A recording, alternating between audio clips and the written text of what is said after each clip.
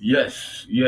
We're live on Let's Think Podcast. I'm your host, Sheikh 7 Islam Male. Our co-host Jarvis McGriffell will be in shortly. He had a couple technical difficulties, but all is well. Don't forget the intro, our brother Feds Dilla. Don't forget the intro, our brother Feds Dilla. Support your urban Islamic experience. And of course, as is traditional and customary, I rise giving all thanks and perfect praises unto Allah. Highest honors to his noble prophet, Drew Ali. Honors to the Moorish Science Temple of America. Honors to my leadership, Brother L. Portisel. And honors to the Grand Sheikh and Sister M. Portisel. Honors to his staff.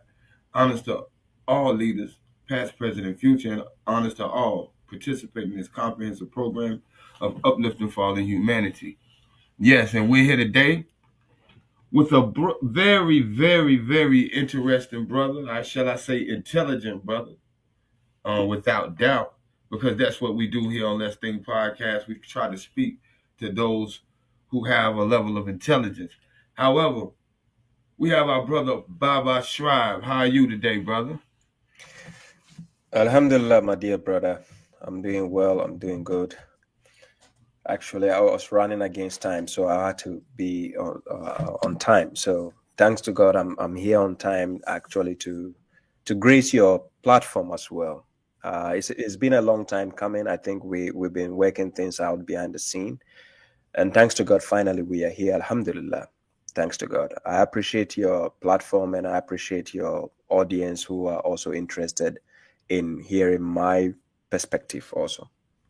Yes, sir. Yes, sir. And honors to your platform, as I'm pretty sure you're streaming to your platform. I'd like to say honors to them and thank you for tuning in. And for everybody who's coming into the chat, peace.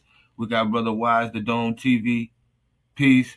It seems like the brother dropped out for a second. I don't know what happened. Um, but we're still alive. He'll pop back on. There he is. There he is. Add him back to the stage. We Yeah. got brother Wiser Dome Peace.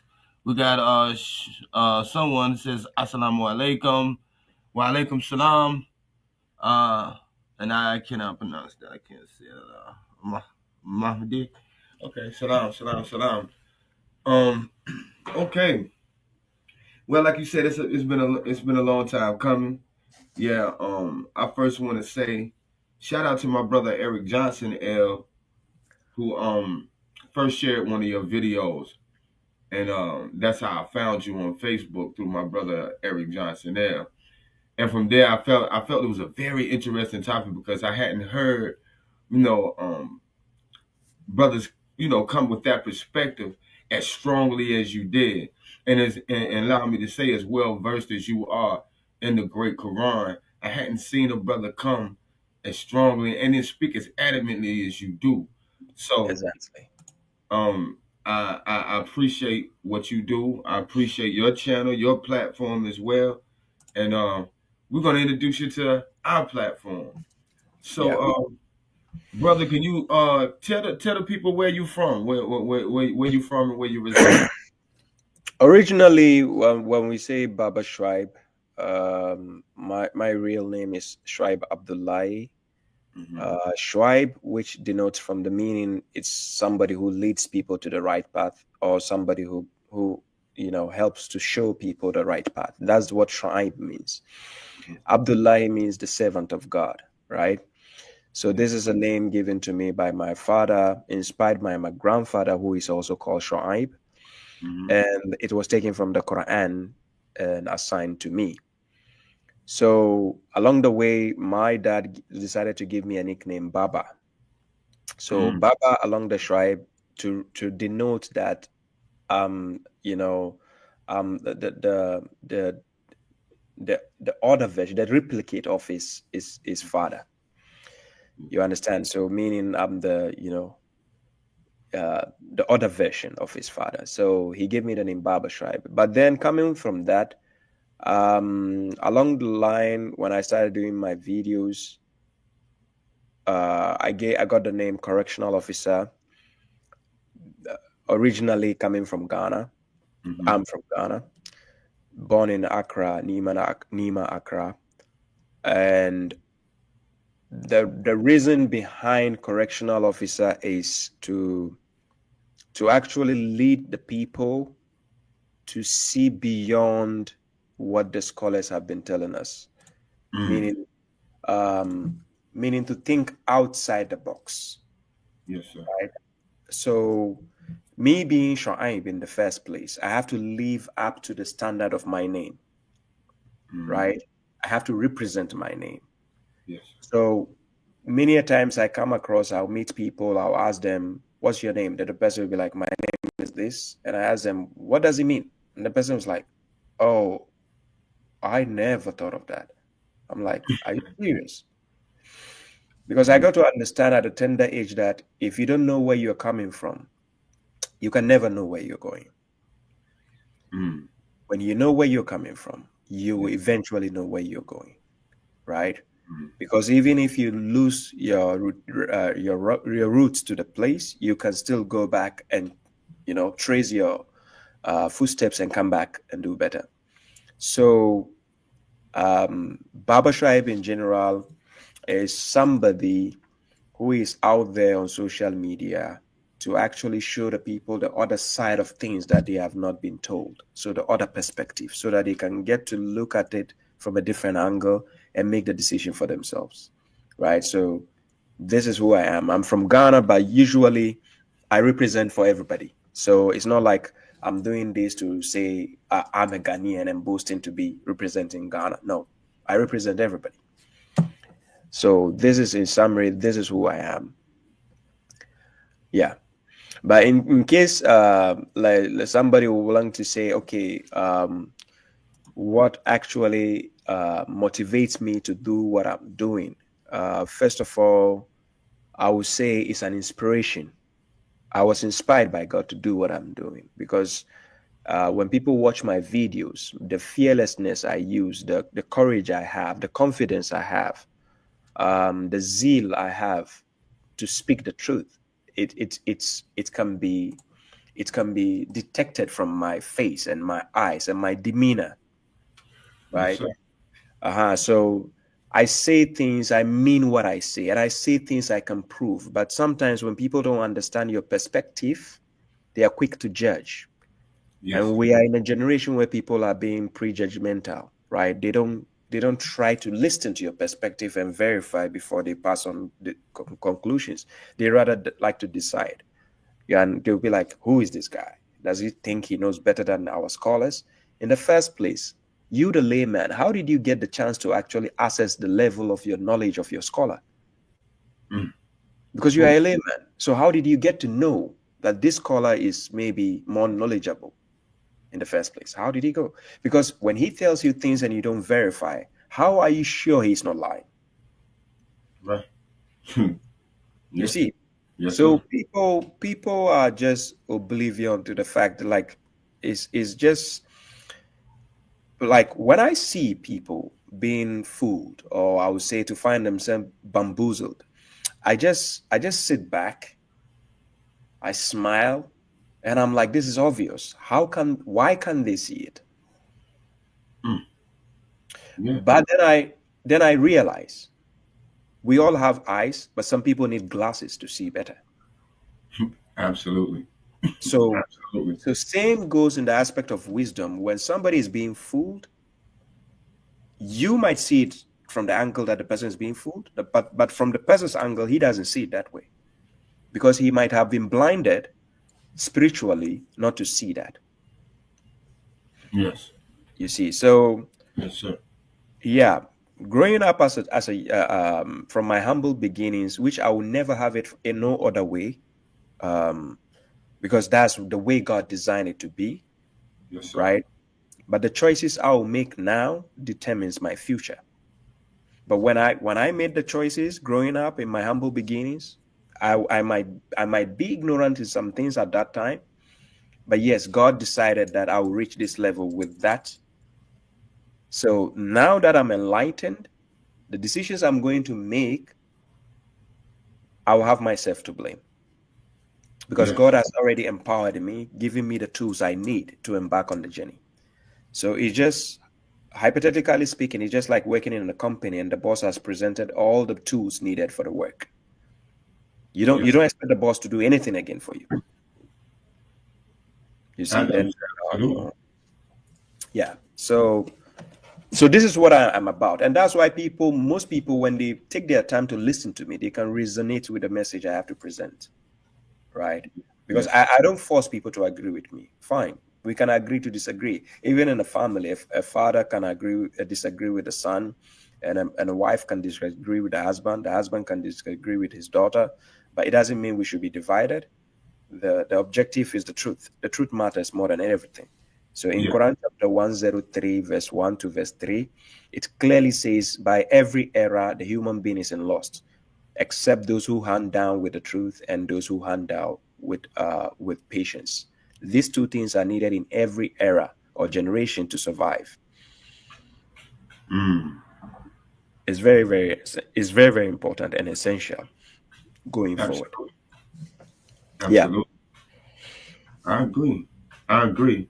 And one thing that I definitely took note to when I came stumbled upon your videos is that how relentless you were at going against the narrative, the popular narrative. See, I'm from United States of America, as everybody probably knows Yeah. by now. And you know that narrative, that popular narrative, Mm-hmm. that the Sunni Salafi etc narrative is very prevalent in the Islamic community in North America. Yes. It's very dominant. And in a lot of places, we have our brothers who get into such degree or such school of thought, and then what we would call lose themselves. Brothers stop speaking as if they're from Charlotte, North Carolina, and they begin to speak as if they're from Arabia, or Yeah. brothers begin to dye their beards red and orange, saying that Mm-hmm. they're following the sunnah of the prophet, or they begin to roll their pants up above their ankles and feel as though it's haram not to have a pair of pants that's below the ankle, etc. A lot of things that I would say are plaguing, certain brothers and sisters' minds as it pertains to Islam and being a believer or being of the submitters. Yeah. So that was the first thing I really noticed about you. Yeah. And I said, wow. And I Yeah. never heard somebody go so hard at Hadith. Yeah. Hadith. And I also saw other scholars, um of their schools of thought actually go with you too. So it's like, it's not like you're not on their radar and you're not grabbing their attention. So what led you initially to be on what ones would call the Quran only path? Like I said, this happened in 2010. I was inspired by it, right? It Mm-hmm. wasn't something I just sat down and think, oh, the scholars are lying or something. No. Mm-hmm. Um, I had a dream. I was sleeping and I started having a dream of hellfire, Mm-hmm. right? And in the dream, I could see people that I know in hellfire. Mm-hmm. And it didn't make sense to me. I could see me saving people in hell. I wasn't feeling the heat, but I could see people crying for help whilst I was helping them. Mm-hmm. So I woke up from the dream and I was crying. Mm-hmm. And I was like, no, this is unusual because it never happened to me that way. So I slept again. Imagine going to bed again and seeing the same dream again. Wow. So I became nervous. I was shivering, right? I was having goosebumps and shivering and scared. So I was telling God, like, this is unusual. This is not something which normally happens to me. So what is happening? So then I got up. I decided, okay, let me just wash myself, ablution, and pray. But at that time, I had the concept of the old ways we have been taught from the Sunni things. So I washed myself, I prayed, but in the prayer, I was inspired not to mention anybody's name but God. So I mention only God. I don't mention the prophet. I don't mention anybody but God, meaning you don't call on anybody. So I did that. When I did that, then I told God in the prayer that I was in the sujood. I told God that, please, if you're giving me a sign or you're telling me something, I just need it to be explicit. Like, give me clarity. Why am I seeing this? And if it's a message, can I get it like in a way that I can understand? So guess what? When I slept that night, when I see a dream, any verse number that comes to my head, I go to my phone, I open the Quran, I check the verse number, and it has to do with hell fire. I didn't know the Quran in that way before. Of course, I've went to madrasa in Ghana, right? But I didn't know the Quran the way you think I know it. I talk about the Quran and go into in depth and mention verse number. No, I didn't knew it that way. Back then, we were only taught how to just read, recite. That's all. Okay. Now, going forward, I abandoned everything I was taught in the past to start again. Because in order to find out that you have been mentally enslaved, you need to unlearn and relearn. This is something I was inspired by God. I actually prayed to God to give me that insight. Yes. So even this thing I was telling you, it happened during Ramadan, the month of Ramadan in 2010. I think it was in August in 2010. And so I prayed to God and I told God, okay, this dream I've been seeing, please God, let it be easy for me. Give me the answers to it. So now the dream started connecting me to the verse of the Quran, because when I dream and I see a verse number, I go to check the Quran and I see it tallies with the verse number that came to my dream or my head. Yes, sir.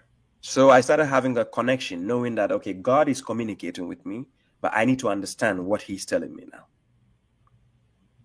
So that raised my curiosity that no, something is not right. We are not doing something right.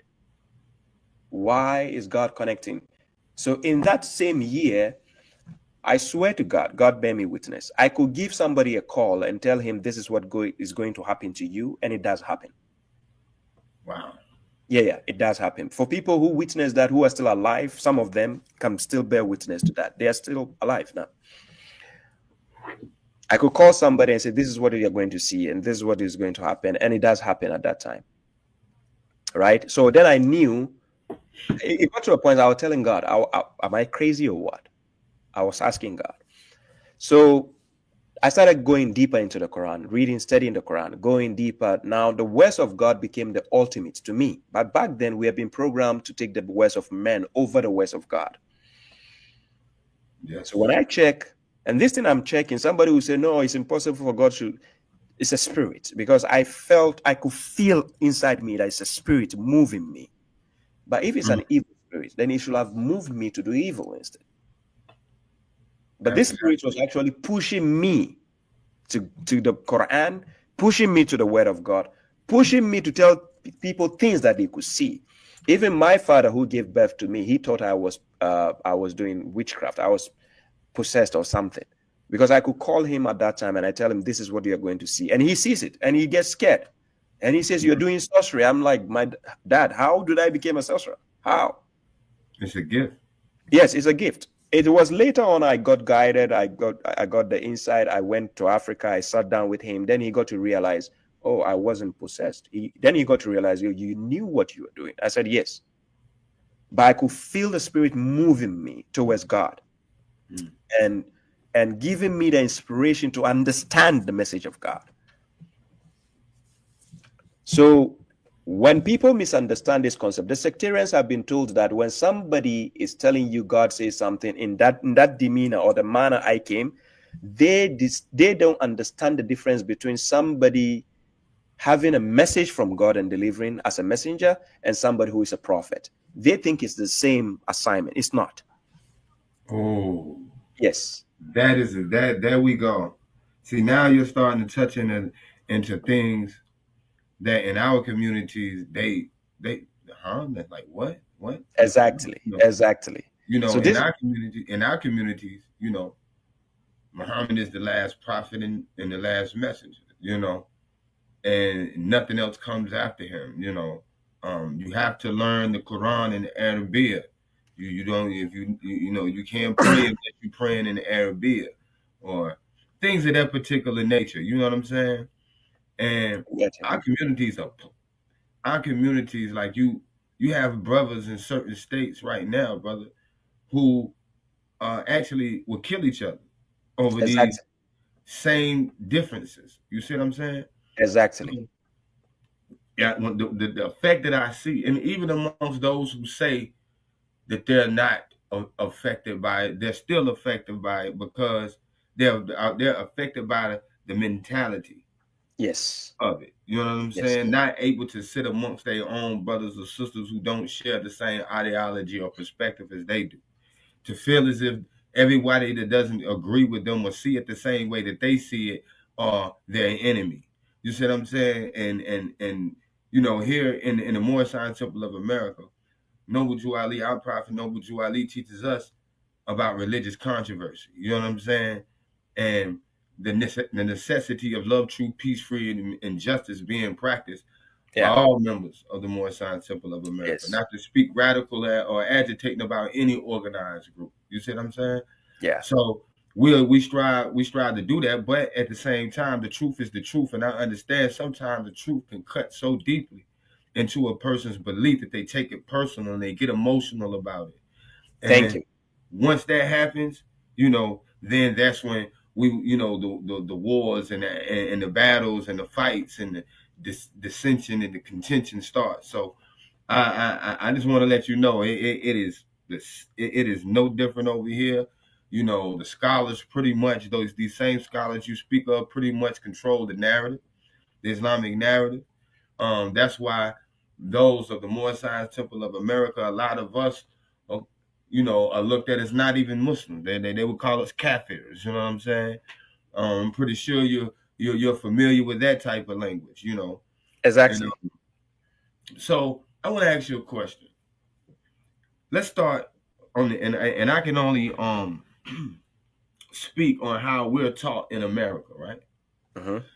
And one of the first things that we're taught in America is shahada. Mm-hmm. And I'm pretty sure that you know what shahada we say ashhadu an la ilaha illallah ashhadu anna muhammadan rasulullah. And I've seen one of your videos which says for those who may not speak Arabic who may be looking, it was translated that there is no God. I bear witness that there is no God but Allah, and I bear witness that Prophet Muhammad is the messenger or the prophet of God, right? So one thing that I noticed is that one thing that made me ask the question is that Muhammad himself, when he declared his faith, did he say that? Did No. he place himself into these into the shahada? No. No. And is that shahada? Do you accept that as shahada? And why? You see, what they do is called shahadatain. It means the two shahadas. You bear witness for God. After that, you bear witness for Muhammad. It's called shahadatain, meaning in Arabic dual, something two. So you're doing this shahada, two shahadas. It's a requirement which is not found in the Quran, where God will say, "Come and do shahadatain before you become a Muslim." It doesn't exist. It never existed in Islam, by the way. And by the way, when I said Islam, I'm not talking about the fake version they are talking from the 7th century. Because Islam didn't start with Prophet Muhammad. It started since the time of all the prophets. Even Noah was a Muslim. According to Quran chapter 42, verse 13 to 14, it was the same religion he gave to Noah, Abraham, Jesus, Moses, and Muhammad himself. So it's not like a new religion. Right? So the narrative they are telling people that Islam started in the Arabian Peninsula in the 7th century is a misconception. Because Prophet Muhammad in the Quran was told to follow the creed of Abraham. So if you are told to follow the creed of Abraham, which means the system of belief that Abraham followed, Abraham never bear witness to anything and say, I bear witness that there's God and Muhammad. By the way, the Hadith followers are saying Muhammad was already there before the world was created. They are saying he is the light of God already. Similar to when the Christians say Jesus was there. Thank you. So this is where idolization comes in. Because people have been mentally enslaved to think in that way, in that manner, without verifying the claims. They don't verify. No. They will tell you whatever you hear about the prophet, don't question. But how come do they have weak hadith? Wow. That's the only way you could get weak hadith is that you questioned it. You had to question Thank it. you. Thank you. And as a matter of fact, it is their scholars who classify the books as sahih, meaning authentic. It wasn't the prophet who classified those books as authentic. Their scholars did that. So if they never questioned the narrative, how did they end up categorizing them? Wow, that's a great question.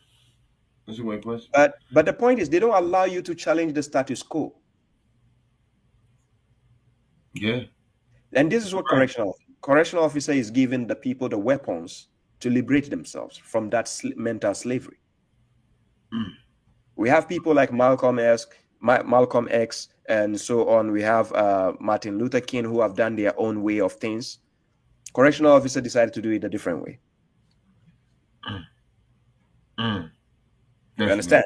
Yes, sir. I'm calling people to God, and according to God, you don't need to attend a university to establish the truth. The truth has no degree. It doesn't need any validation. It validates itself. No, it doesn't. That is what people don't understand. So somebody who might be questioning me right now, if you give people the chance to question me, they might say, okay, what university did you attend to understand Islam? No, Islam doesn't need university. If they want to ask questions, they can always super chat their questions. That's how we do it on this side. Super chat your questions in the middle of the conversation. I'll get right to them. Prophet Muhammad, yes, Prophet Muhammad never established any university, as a matter of fact. None of his disciples, none of his companions attended any university to get to any degree from anybody.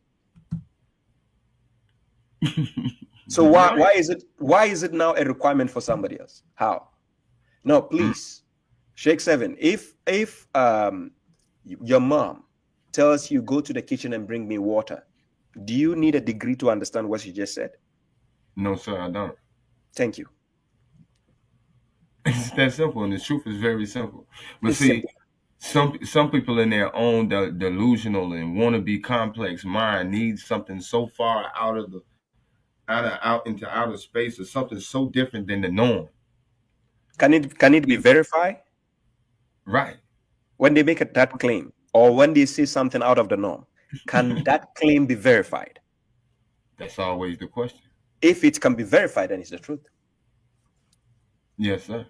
So that's what the truth is about. Truth is not about what degree do you have, or what is your academic level. No. And this is why when I go to places, I don't speak about my academics and tell you, okay, I went to this college, and no. You have to detach that from the truth, because the so-called scholars have earned all the degrees, but still they are liars. Absolutely. So what are we here trying to boast about that? Oh, does he have any degree? I challenge any scholar out there. Let's have a one-on-one dialogue so that I can prove to him that, yes, it's not about you saying you went to Azhar or Mecca. Let's go one-on-one on the Quran. And this is where I'll prove to the world the ignorance of the scholars in some aspects. Yes, sir. You see, the truth matters. So Quran chapter 10, verse 82 says, and God will enforce the truth with his words, even if the criminals dislike it. It says, so enforcing the truth is what matters. It is not about, oh, what degree do you have? Degree in lies? Because the institution you went, it was established by a human being, and he has to indoctrinate you with what he wants you to know. Yeah. This is how universities and academical, this is how institutions like that work. Absolutely. When somebody tells you he's a student of theology and he studied theology and whatever from the university of this and that, you normally sit down, watch his speech, and if he has to talk and tells you he is presenting the truth, you will see a lot of BS in his claims. And then also, when you go to schools and universities, that's why they have curriculums. Yes. The curriculum is to shape and mold your thinking and to mold your mind to think in a particular direction. That's what Thank you. curriculums and all of that is even for. Exactly. It's Yes, sir. indoctrination. And Yes, that's why sir. they force you to graduate. You have to write according to the way the school wants you to write. Right. Exactly. You Exactly. understand? So when I was in school, when I was in back in junior high school at that time, they will say that Prophet Muhammad was born in AD 571. And then there's another narrative which says AD 570. And I was like, hello, so which is which? Because a person can only be born in one day. 1 year. Yes. So which is which? This cannot be the truth. Right. And that would be very, and I know that should be challenging for anybody, especially if they're, this figure is being presented to them in such magnitude or with such importance. I think knowing, having a concrete, decision or decisive date on his birth would behoove you. You see what I'm saying? And that's one of the things that goes along that people in the intellectual and the scholarly world here always talk about when it comes to the so-called angelicized Jesus. You know what I'm saying? Exactly. And the decision of the December 25th birth and so on and so on. However, I want to ask you another thing because here's another other than Shahada. See that right there in our communities, right? That statement right there will end the discussion. You're kafir, you're not a believer. Get on up out of here, etc. So here we got another one. Now I am not going to deprecate prayer or any of the things that are spoken about in this narrative when they give us the 5 pillars of Islam. Now, I'm not saying zakat is not important. I'm not saying prayer is not important. I'm not saying believing in the books and etc is not important. However, let's get to that. Let's go to Salah. Traditionally, everybody's going to say, 5 prayers. 5 prayers a day. You got Fajr, you got Zuhr, you got Maghrib, you got Isha, etc. Right? Yeah. So or may I say, does the Quran support 5 prayers a day? Can it be found in the Quran, the Great Quran? Can you put this on the screen? I shared something. If you can put it on the screen. Yes, sir. Add to the stage. Now this is from a website, thegreatquran.com, right? Yes. Now you see this verse I just put is in Quran chapter 98 verse 5. Mm-hmm. Quran chapter 98 verse 5.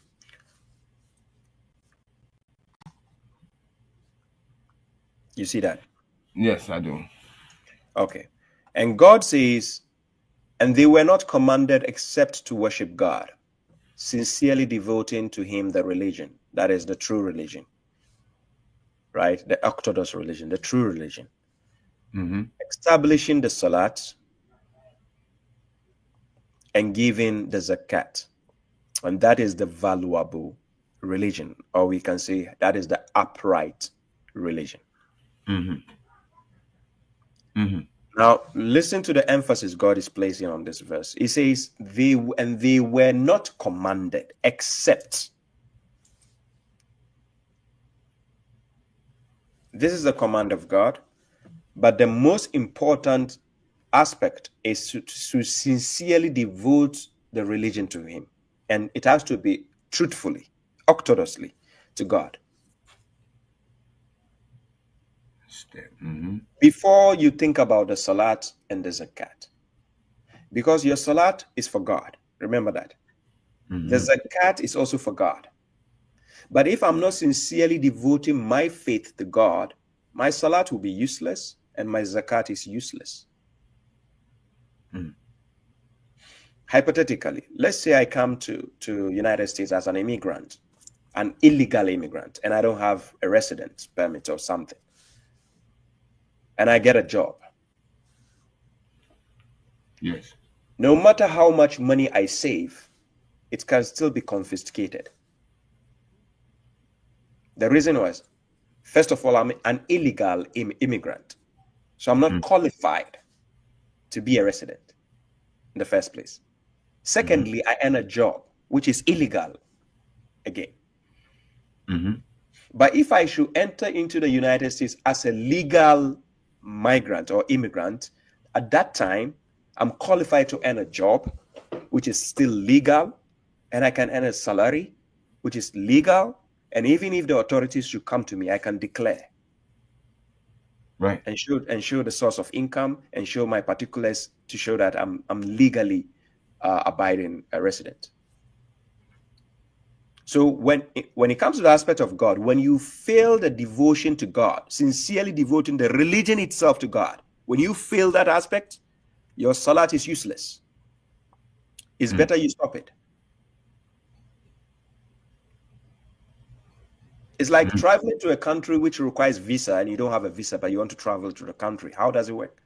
You need to earn the visa, get the passport, get the visa, and get the necessary requirements, and you're good, right? And sometimes, yes, immigration can bounce you off because you fail in one aspect. You might get 9 things checked, but one thing you fail, immigration can bounce you off. Exactly. Because it's a requirement God wants from you.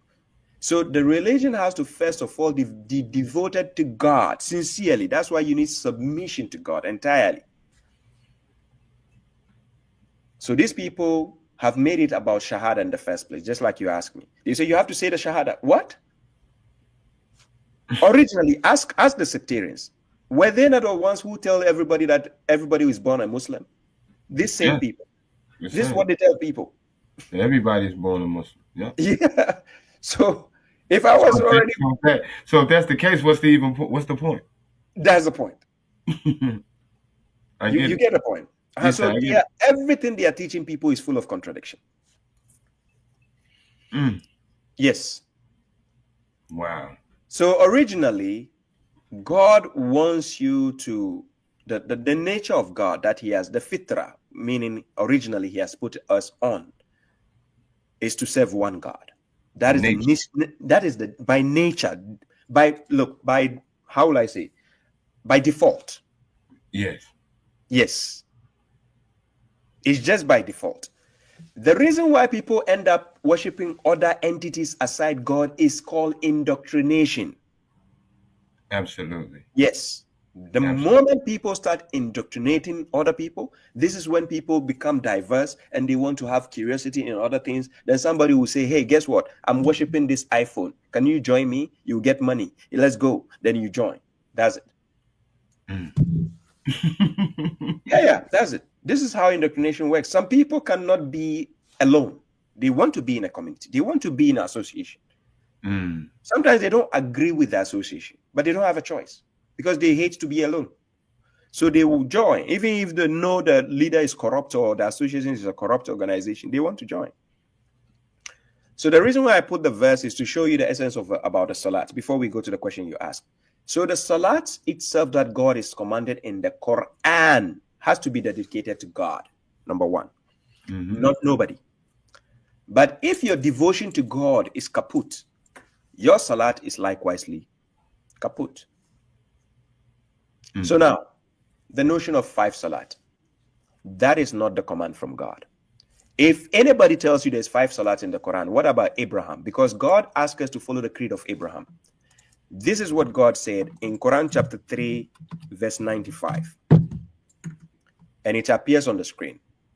God says, through the messenger, he's telling us, say, God has told the truth.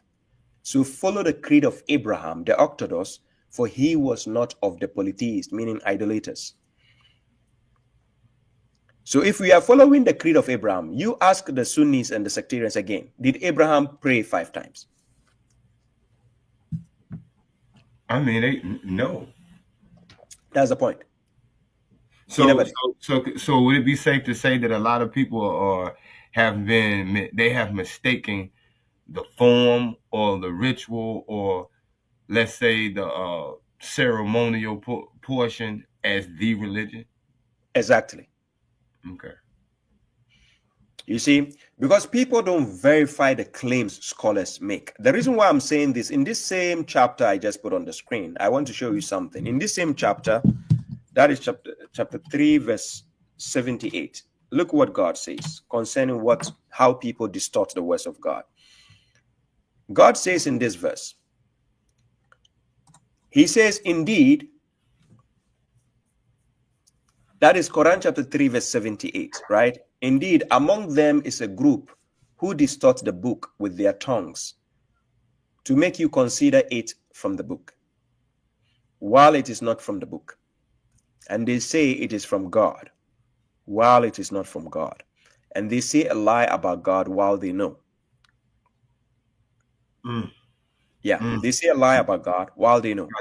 Why will they say a lie when they know it's not from the book? Because they will not give you the chance to go and verify from the same book. So what did it normally tell the people? You can't understand this by yourself. This is the team they use. They will tell people you can't understand this book. And that's the way it's taught here. They'll tell you can't understand the Quran. You can't even understand Islam without the Sunnah or the Sunnah. Thank you. They put a barrier because they know when you verify, you will see the false claims they make. Exactly. You understand? The devil made a promise to God in Quran chapter 7, verse 16 to 18 that I will sit on your straight path. He didn't say I will sit on the side. This is the verse. Let me put it on the screen. This is the promise the devil made. He didn't say I will sit on the side and wait for them. He said I will sit on it. This is the verse. He, the devil, said, because of what you have entrapped me or trapped me, I will sit for them on your straight path. On the straight path, not the side. Yes, sit on. Not on the side. And look how he will come to us. He will come from then I will come to them from their front and from their behind and from their right and from their lefts, and you will not find most of them grateful.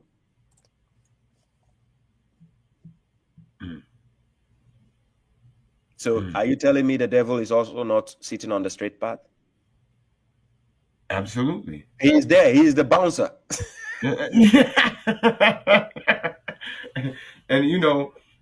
that comes from, because a lot of people look at, they're enamored by personality. Yes. And what we say, in our faith tradition, we say, they're enamored by the effect and not the cause. By the personality and not the thought or the mentality. Or the character. So because a lot of people hear the fluidness of the Arabia, they see they got followers, or they see that they know more than they do. They automatically take it on face value, and that's one thing in our community we strive to do, is tell a person show and prove. Yeah, exactly. That is the point. You see, correctional officer, what I do is I try to enlighten people on how to verify the claims people make. Yes. This is what raises people's credibility. This will make you know if the person knows what he's saying. Okay, let's say right now I tell you, hey, you know what? Angel Gabriel has 7 wings. Let's say I just told you right now he has 7 wings. Do you know the question that you need to ask me to put me in the tightest corner? Does the Quran verify that? No, you just first of all, before you start with the Quran, you need to ask me how did I know? Yeah, because they have to get it from a source, right? Thank you. Because it's knowledge, it's an information you are giving me. Every information has a source. Right. So just ask the person, how do you know? The moment the person starts stammering,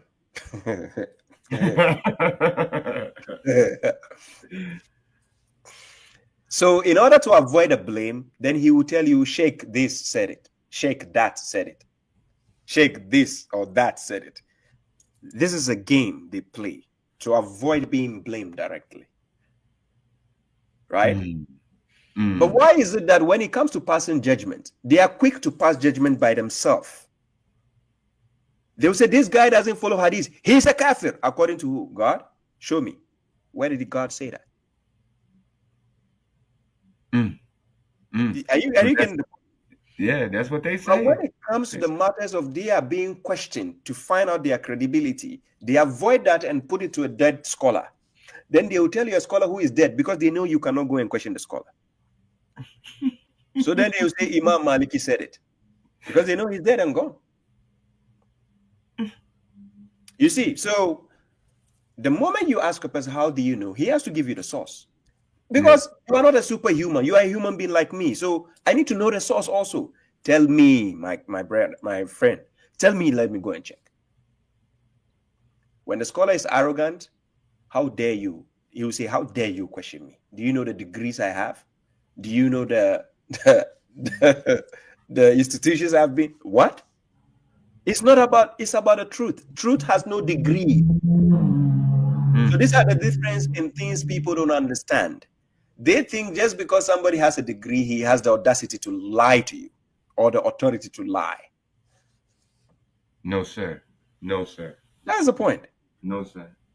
No, you see, yes, sir. You see, a lot of us don't have degrees and so on, but we can question politicians. Why are we able to question politicians? Because we can see the lies clearly.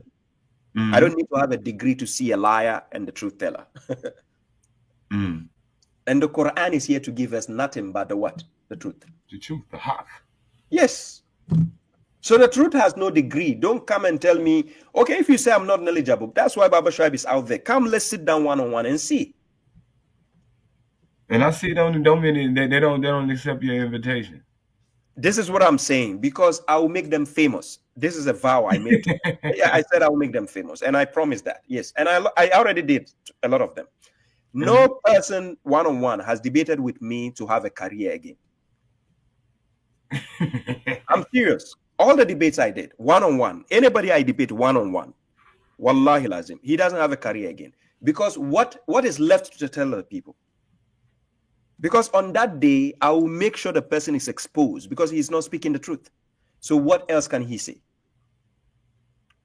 Because in the debate front, I'll ask questions that the person cannot answer.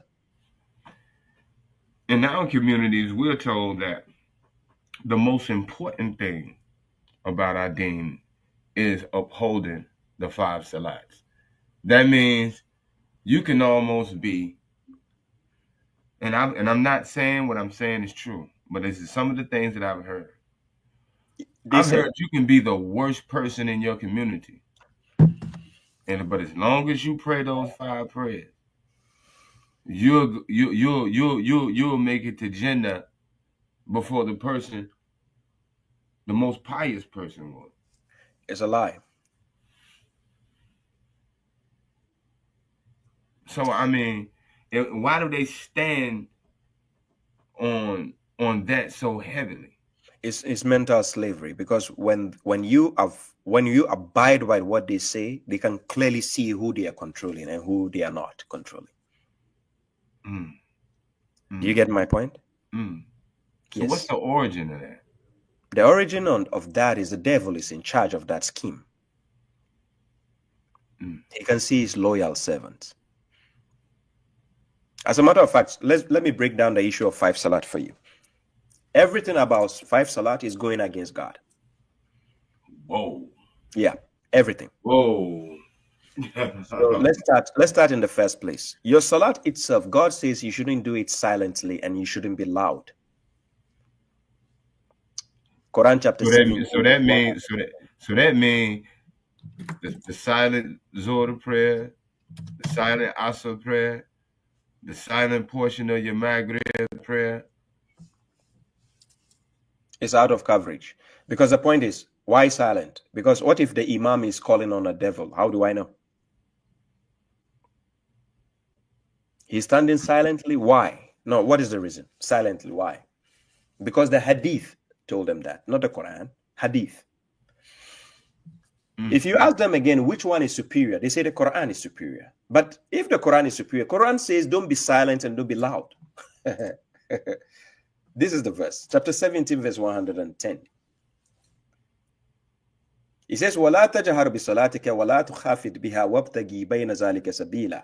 He says, do not be loud with your salat, which is your litany, your salat, not litany in the sense of Christianity. No.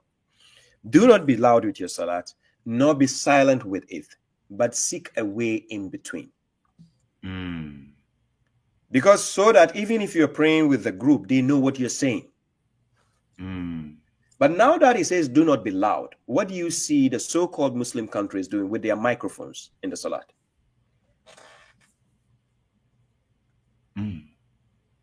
Even the call to prayer. Thank you. You're disturbing people's peace. Are you telling me we are in a generation now that if I have an appointment, I don't know the time for the appointment? And nobody needs to have a microphone to call me. I can just go because I know the timing. Then again, the salat itself, they cannot do the salat without Prophet Muhammad. They have to mention him in the salat. It goes against the rule of the Quran. Chapter 72, verse 18. God says, وَأَنَّ الْمَسَاجِدَ لِلَّهِ فَلَا تَدْعُوا مَعَ اللَّهِ أَحَدًا. And that's the mosques, the place of prostration, the place of worship, are for God. So do not invoke anyone with God. You see the command? Whoa, yes, sir. Do not invoke anyone along with God. But guess what? The sectarians, when they sit in their salat, before they even start the salat, they have to praise Muhammad. And whilst they are doing the salat, before they end the salat, they do something they call the tayyat and the tashahud. So in the tayyat, which is the greeting, they say at-tayyatu lillahi wa salawatu wa tayyibat assalamu alayka ayyuhan nabiy. So they are saying the salam directly to the Prophet. So they are saying peace be upon you, the Prophet. Please, the salat, who is it for? Is it for God? It's for or Allah. Is it for the Prophet? It's for Allah. Good. That is according to Quran chapter 6, verse 162. It says the salat is for God. So now, if it is for God, and you come in your salat and you are talking to the Prophet directly, you said assalamu alayka, because if I'm talking to you right now, Sheikh Seven, and I said assalamu alayka, it means I'm talking to you right now. Absolutely. So they came in their salat and they are telling the Prophet assalamu alayka ayyuhan nabi. The question is, was the Prophet doing the same thing? That's what I asked. So this is where contradiction comes in. It can never be from God, that thing they are doing. And not only that, they ask you to say salam to the angel on your right and say salam to the angel on your left. No, salat is for God, or is it for the angels? It's for Allah. Thank you. So who asked them to say salam here and salam there? That's the hadith again, not the Quran. So they will say salam to the angels. You ask them, who are you saying? Okay, if you are with the group, who are you saying? They say you are saying to the next person next to them. You. If you are alone, who are you saying? They say to the angels. Where are these coming from? Now, so I'm just showing you from the 5 salat they do, the regulations they break, and it goes against God, right? From beginning to end. Now, the notion of 5 salat itself is not in the Quran. What they do is they interpolate verses and put it there. And this is why I need them one-on-one. Let's go head to head and see if it is there. It's not there. When Quran talks about tasbih, glorification, is not the same as salat. God is precise with his words. And as a matter of fact, it is God who established the truth, nobody else. Not even the Prophet who established the truth, but God. How can they say tasbih and salat would be the same thing when they have tasbih beads? Exactly. Tasbih is different. It's not the same. But when it comes to, when you tell them there's no 5 salat, they start to go and take verses which is talking about tasbih to align it with salat, which is a contradiction. It's not the same. Even birds, common birds, know the difference between salat and tasbih. Whoa, that's amazing. Yes, I can give you the verse. Let me give you the verse. Chapter 24, verse 41. This is what God says. He says, do you not see that God is the one to whom those in the heavens and the earth glorify, as well as the birds in rows? Each already knows its salats and its tasbih. You see it? Whoa. Each of them already knows its salats, which is different, and the tasbih. Because if when I want to do a tasbih, I don't need to do any ablution. I can do tasbih sitting down, glorifying God, sitting down, remembering God, lying down, remembering God, glorifying Him. That is tasbih. That is why throughout the ancient time, the concept of having a rosaries came. Yes. You can concentrate and be doing the tasbih, glorification of God. But salat is something you need to establish. You need to go and do ablution, stand and establish it. Yes. So if God is talking, God is precise with His words. And that's why I was quoting chapter 10, verse 82. So let me give you the verse again. Chapter 10, verse 82. This is what God says concerning the truth. He said, and God will enforce the truth with His words, even if the criminals dislike it. Because some people will eventually hate the truth, whether you like it or not. And God said it. He says majority of the people hate the truth. Absolutely. So when it comes to the notion of 5 salats, the salats Quran mentioned is 3. It mentions Salat al-Fajr, Salat al-Isha, and Salat al-Wusta. 3 salats only by name. That's it. No other salat mentioned. No other salat. No. None. Because I don't see. But And by the way, before you ask me extra question, let me just say one thing before you ask me. Don't forget the question you're about to ask me. I want to just say something. Then you come back to that. They said the Prophet went to the heavens. According to Sahih al-Bukhari, 349, he went to the heavens to bring 5 salats. If he has to go to the heavens to bring 5 salats, how come they have extra added salats which are not part of the 5 salats he went to bring? Like Salat al-Jum'ah is not part of the 5 he went to bring. Salat al-Eid is not part of the 5 he went to bring. Salat al-Janaza, the funeral prayer, is not part of the 5 he went to bring. The salat of the eclipse and so on, all these salats, where are they from? Good question. But people don't allow people to ask these questions. And that's why correctional officer is trying to enlighten the people to wake up from this slumber. That's why I just had to get you on the platform so you could ask those questions to people who would listen. Exactly. So you bring out the question you were about to ask me, if you didn't forget. Oh no, I was just getting ready to say it's just because at one point, if I'm not, because I'm not as sharp on Hadith as you are, you know, I've read a lot of them, so I paraphrase a lot of them because I haven't memorized them as you have. However, isn't there one Hadith that states that about, especially when it comes to Raka, it was only supposed to be 2 Raka per prayer? Yes, that is Sahih al-Bukhari 350. So according to Nana Aisha, according to the narration, Nana Aisha said when the Prophet went to bring the 5 salat, it was only 2 raka'at God ordained. So that is 10 rakats in a day, right? So how did he change from 2 to 17? How? From 10 to 17. Who changed it? Great question. Because if they say the words of God that do not change. And we know that the word of God is the truth, and truth cannot Thank you. It cannot change. Thank you. But people don't question that. Because people, already scholars again told the people you can't understand the Hadith book. Again, listen carefully. The same scholars tell you can't understand the Quran by yourself. The same scholars again tell you can't understand the Hadith books by yourself. So what do you think is going on, Sheikh said? Somebody lying. Somebody's lying. Somebody wants to be in control. Yeah. I mean, they want to be in control in the complete narrative. Thank you. That is why when you're dealing with the so-called scholars who have gone to the Arab world, they want to act like they are just the Arabic, supremacy. Like, hey, which university have you been? Hey, I've studied. No. You face the correctional officer, you are going to be humbled. I'm serious. So when it comes to prayer, right? Yeah. So rakat.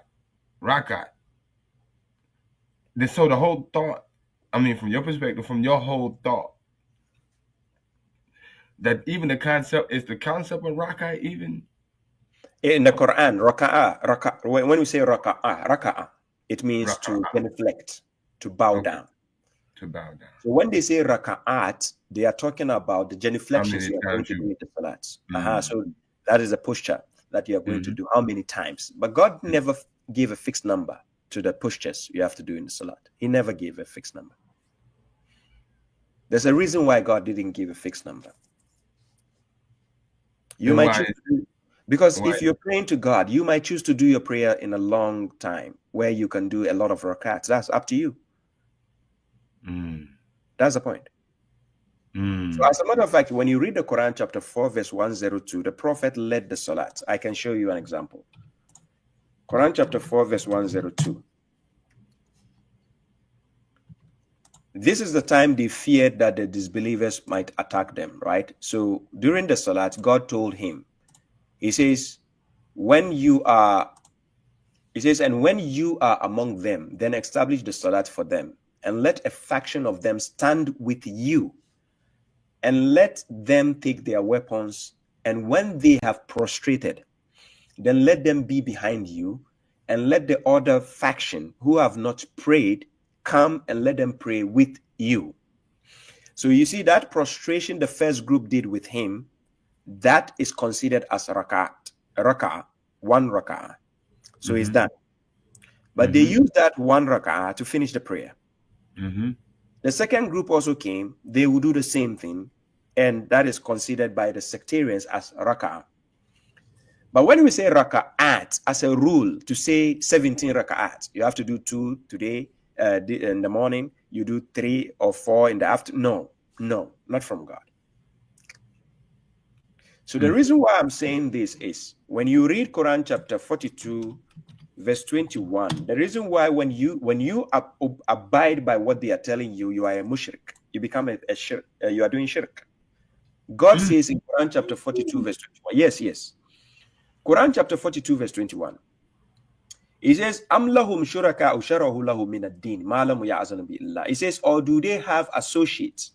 That is idols. When we say shuraka, right? Literally, it means a partner, to partner with someone or associate. But in a non-literal perspective, it means idols, somebody you idolize. Right? Okay. So, Am lahum shuraka usharahu lahu min ad-din ma lam ya'zan bi Allah. Who have legislated. The word shara'a comes from the word sharia. That is shara'a, to legislate. Yeah. So God is saying exactly to enact. So God is saying who have legislated for them. Then he says of a religion to which God has not authorized. Do they have that idols? And if no, then why don't you stick to the religion of God and let God be the one giving you the rules and regulations? So how come we don't find it in the book of God? Those rak'ats they are saying. If you tell them, is the Quran complete? They say yes, but. What is but? That's already that but is going to contradict the thing you said before it. Does it? You see, the moment somebody is saying but, there's a problem. Yeah. You ask somebody, are you married? He says yes, but what?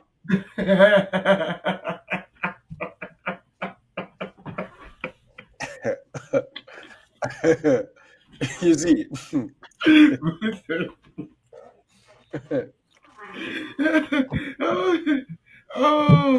Because it's either you are single or married. So if you say yes, but what is the explanation there? You see, you can say yes, I'm married. Then you say, let me explain. That is enough. That's a better way to say it. Thank you. That's a better way to say it. You Yes, sir. answer the question first, then you say, let me explain. But don't Yes, say sir. but. But becomes a contrary Yeah. towards what is being said in the first place. Yes. And this is how sectarianism have been programmed by their audience to, to answer questions which they are contradicting themselves, but they don't realize. And that's why the Hadith is full of contradictions. Yes. Because see, the reason why I wanted to address prayer, because I know people who miss a prayer and they're gonna call you the biggest kafir. They, I know some people that'll lose their entire mind, like the world is about to end. And I understand, establishing Salah. I understand, abiding by the commandments of Almighty God. I understand that. However, as human beings, I think it's kind of in understanding the nature of being a human being. I think it would be healthy for you to understand that you may not be 100% flawless in your attempts. You know what I'm saying? Yes, But this is the type of mindset and psychology that these sectarians do give to people, to the point where it makes them psychotic, it makes them mad, makes them lose their whole mind. You know what I'm saying? Exactly. Now, you see, indoctrination is a big disease. Yeah. Yeah, especially if you have been indoctrinated at a tender age. Because the reason why cognitive dissonance sets in is that you can't stand the point that somebody is challenging a view you have held since you were a toddler, I would say. You understand? Because the people involved that you knew of, your parents, your siblings, and so on, the respect you have for them, and all of a sudden somebody out there you consider a nobody is telling you and showing you proofs that this was a lie. Many a times people cannot fathom that. Like it's too much to bear in the head.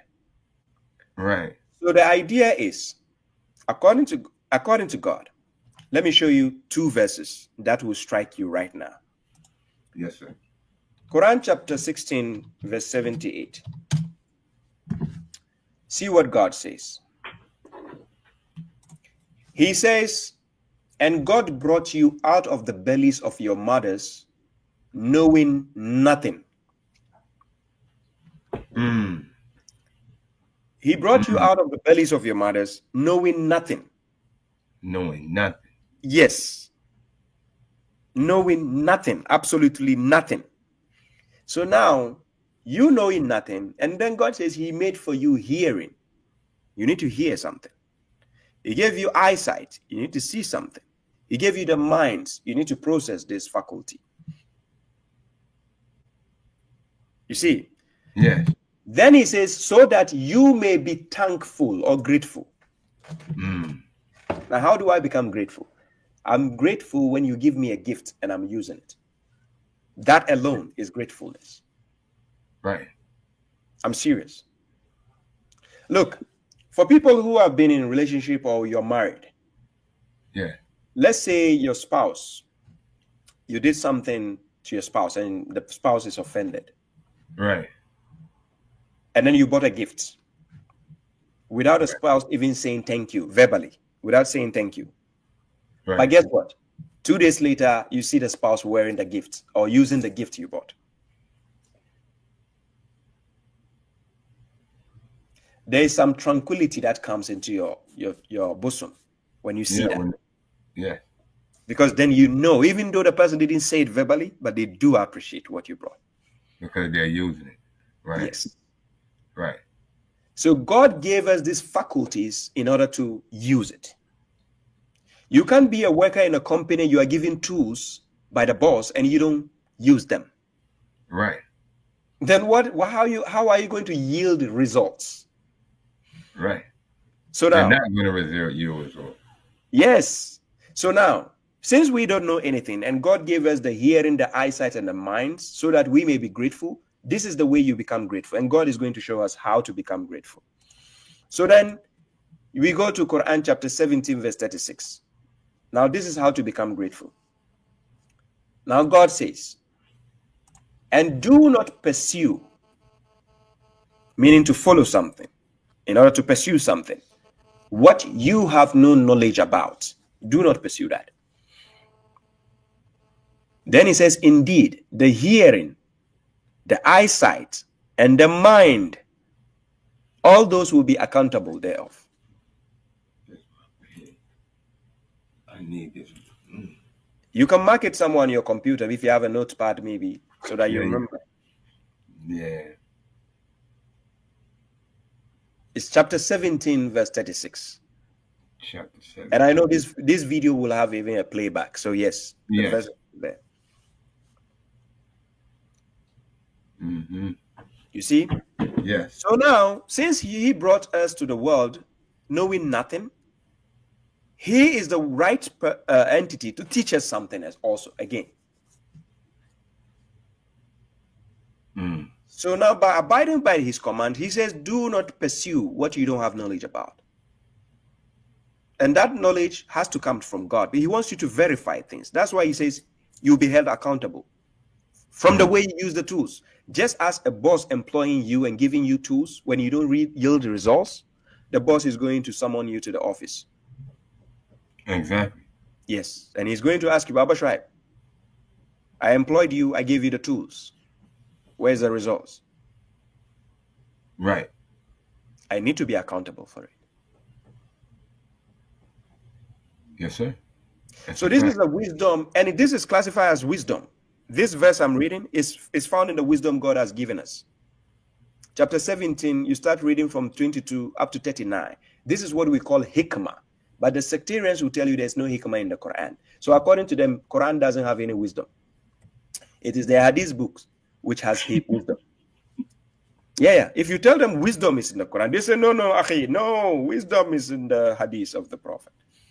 I mean, that has to be the case when you tell me I can't know anything about Islam reading the Quran and I have to get it out of a Hadith. Thank you. That is the devil's scheme. Yeah, you understand? So I got another question. Yeah. What is the concept of the Qibla? Because see, here amongst in our communities, when we hear the word Qibla, that means turn your face toward the great mosque in Mecca. Hey, listen here, Baba. Listen here, correctional officer. I'm just telling you, brother, what's being taught. I mean, and brother, and it's not. I mean, it tickles, but it's not funny. You know what I'm saying? Yeah. But these concepts, brothers, like I know I have a brother who's watching me that I love much. Probably don't even know which one of them it is. But just me having this dialogue rubs them the wrong way. And I know it does. But sometimes, agitation is the best thing. It yields the best results. So talk to me about the concept of Qibla. Thank you. You see, every word you take, every word has a literal side and a non-literal side. Absolutely. Every word. And one of the things that actually entertains me the most is these two American words. The word F-U-C-K, and then the word S-H-I-T. Yes. You see these words informally are being used in a lot of contexts. Right. Different contexts, and it still makes sense. Absolutely. But it's just one word. Just one word. So, me being somebody who has been gifted with speaking a lot of languages, right? I speak about 9 languages, 9 languages, but I know about up to 11 languages, right? But above average, I can speak about 9 languages, above average, right? And apart from that, out of the languages that I speak, I can write about 6 of them. I can write it. So this is a gift God has given me. So when it comes to language. It is something I have much interest in, understanding how words are used in a language, right? So now let's go to the concept of Qibla. You see, when you mention Qibla, the first literal understanding which comes to the people's senses is direction. Absolutely. The reason is, when you take the word being used here in Quran chapter 2, verse 177, this is what God says. God says, لَيْسَ الْبِرَّ أَن تُوَلُّوا وُجُوهَكُمْ قِبْلَ الْمَشْرِقِ وَالْمَغْرِبِ. So God is saying in this verse, he says, righteousness is not to turn your faces towards the east and the west. But he used the word Qibla. This is the word. Let me highlight it for you. This word. Yeah, I see it. I see it right here. You see it? Okay. Good. So this Qibla here is a direction. You see, he says towards.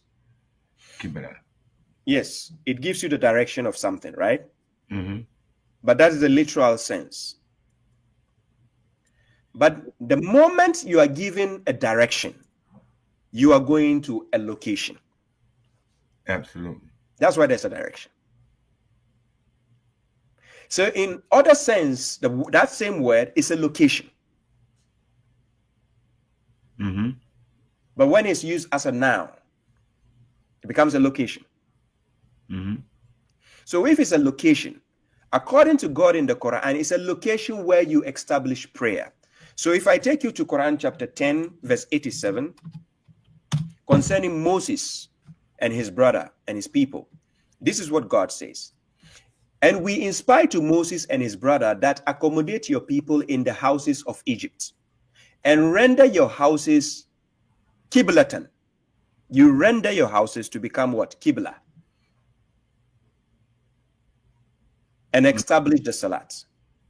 So if you make your houses a Qibla, which is a location, place of worship, then you establish the salat there. Because it's a location designated where people will come there. Your people will come there and establish the salat and pray.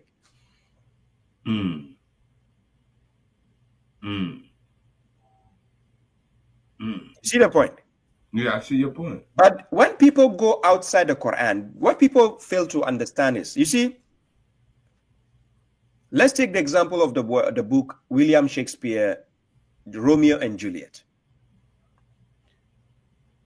This book was written in English language, but not in the modern version of English language, not in the modern standard.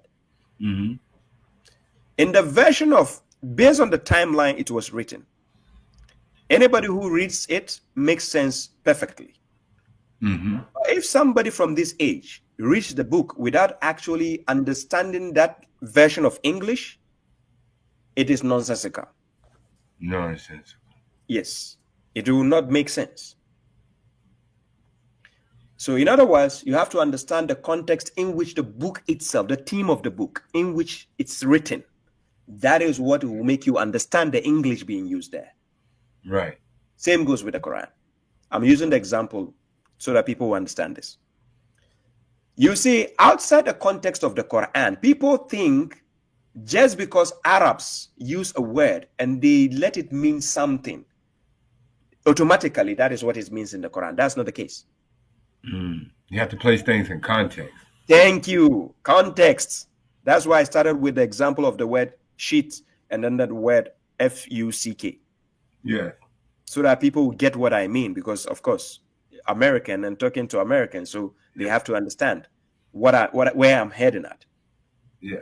So here, in the context of the Quran, there are words being used, regardless of how Arabs know the word or are using it today. It doesn't fit in the context of the Quran. This is why the etymology of a word is very, very important. So that you know with time how it was used and how it was slightly changed, and people will start playing with the word. So the Qibla God is talking about, yes? Because I know that the narrative that they use is that it's one time the Qibla or the direction of worship was towards Jerusalem. Then the next time it was switched and it went towards Mecca. It was a lie. The word Jerusalem doesn't even appear in the Quran. So where did they get that from? Remember, before I came to these verses, I told you God said he brought you to the world knowing nothing. And then now he says, do not pursue what you have no knowledge. And guess what? Sheikh 7. The narrative you be telling me now, you said they said. Yeah, they said. They said. This is how they indoctrinate us. If you ask them physically, if you are talking to a scholar, he will also say the Sheikh, the ulama said. Yes. This is the narrative. Because this is what they say. This is what they write in their so-called history. Thank you. So now, when we say Qibla in the context of the Quran, it doesn't necessitate you have to face a place to pray. God never said it anyway. Actually, what God said, anyway, you turn your face, there's the face of Allah. Okay, so let's check the verse. I'll take you to the verse. The verse is highlighted in the footnote, if you can see it. Yeah. But I'm building a case before we get there. Yes, sir. So the Qibla mentioned in Quran chapter 2, verse 144 is talking about a location, not about a prayer. Just as the Qibla mentioned to Moses in chapter 10, verse 87, is telling him a location. They should render their houses as a location, meaning a place of worship, or the place they can establish their prayer from. That is what Qibla is about in the context of the Quran. So now, I take you to Quran chapter 2, verse 144.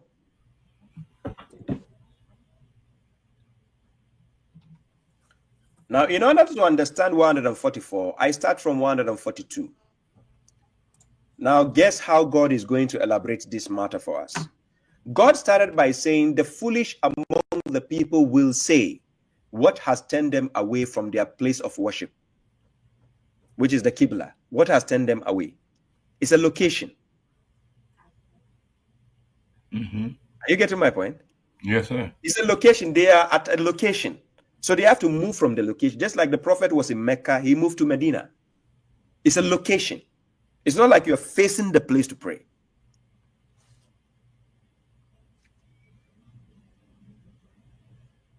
So now, the foolish now are asking, what has turned them away from their place of worship at which they were, or upon which they were? Because if you are at a location, you are at the location. If I take a Google map, I can see where you are on the location. Then if I'm going to paraphrase by saying that, okay, I can see him on the location, and I can again say I can see him at the location. If I say on the location, is still correct, grammatically correct. He is on the location. You see? So God used the word alayha. It's not like they are facing a place. He said, what the verse says, what has turned them away from their place of worship, their Qibla, upon which, or we can say at which they were. So they were at the place. It's not like they were facing the place. Is it? Can you resonate with what I'm saying? Yes, sir. So now then God says, say, to God belongs the east and the west. Because it's about a location they are. It's not about the location they are facing for something. But I'll come to the issue of facing, so people will understand the context, that when you look at things literally, every time, this is where you'll be bamboozled. So he says, to God belongs the east and the west. He guides whomever he wills to a straight path. Now, in order to move to the next verse, before we go to 144, I want you to make sense out of this before we go to the 144. So check what I'm going to do here. Here, Quran chapter 14, verse 1. Sheikh 7. This is what God says. He says, Alif Lam Ra, a book which we have revealed to you in order to bring the people out of the darknesses into the light, by the permission of their Lord, to the path of the Almighty, the praiseworthy. Tell me if this is literal or non-literal. It's it's non-literal Thank because you. it would be called what would be called like here in America, it would be called allegorical. Yes. Mm-hmm. The reason is Because the this book can't context. actually give your eyeballs sight, but it can enlighten your mind, and so you can see clearly. Thank you. It brings you light, takes you Mm-hmm. out of ignorance. It Mm-hmm. brings you enlightenment. Mm-hmm. So here, the book is supposed to be used to bring people out of ignorance Mm-hmm. into the light, meaning enlightenment. Mm-hmm. And by the permission of who? God. So which means God is the one teaching, going to enlighten us. Right. But somebody has to be the light bearer. Absolutely. You see? So, Yeah. but you can see, if we have to take it literally, then it is nonsensical. Because the reason why is literally, it will be nonsensical, because I cannot be in the darkness right now. If I switch off the light and I hold a book, tell me which light comes out of the book to give me clear light in the darkness. You getting my point? Yeah, I follow you. I follow you. Yes, sir. So the Quran has instances where verses are not looked at the way you looked at it, literally. So now let's go back to the verse of the Qibla. I read chapter 2, verse 142 earlier on. Now I'm going to move, in order to build the context, I'm moving to 143 downwards to give you the context. Then God says, and thus have we made you, he's talking to the believers at the time of Muhammad, peace be upon him, right? Thus have we made you a central nation so that you may be witnesses over the people, because they need a location in order to be witnesses over the people. So that's why God made them a central ummah, nation there. Will be a witness, then he says, and the messenger will be a witness over you, meaning you, the believers. Then he says, and we did not assign the place of worship, which is the Qibla, upon which or at which you are. Except. So God did that for a reason. Mm-hmm. What the sectarians do with these verses, they will put the word kunta in the past tense, just to agree with the foolish people in the verse 142. Remember, 142 is still saying foolish people. Now, the moment somebody is termed as foolish, can that person make a right judgment? No. No. That's why it's termed as foolish. So the foolish people in 142 were already making a wrong judgment because they don't understand. So now you find people telling you, oh, the Qibla used to be in Jerusalem, people face. Where did God say that? Where? In which verse? Jerusalem where? Okay, let's finish the verse. Then God says, we did not assign the Qibla upon which or at which you are, except that we may find out who will follow the messenger. Then he says, from one who will turn back on his heels. Then God says, it is not important except for those whom God has guided. And God is not to waste your faith. Indeed, God is to the people kind and merciful. Now, you can clearly see the context coming down. It's still not about facing a location. For prayer, do you see anything about prayer there? No. God only talking about he did that so that he can see who will follow the messenger and those who will not follow him. Still, no, nothing about prayer, right? Okay, let's go. 144. Then God now told the prophets, we have seen you turning, we have seen your face turning around towards the sky. Now, what the sectarians will tell you they will tell you is, they will say at this time the prophet want to pray. He doesn't know where to face. Excuse me.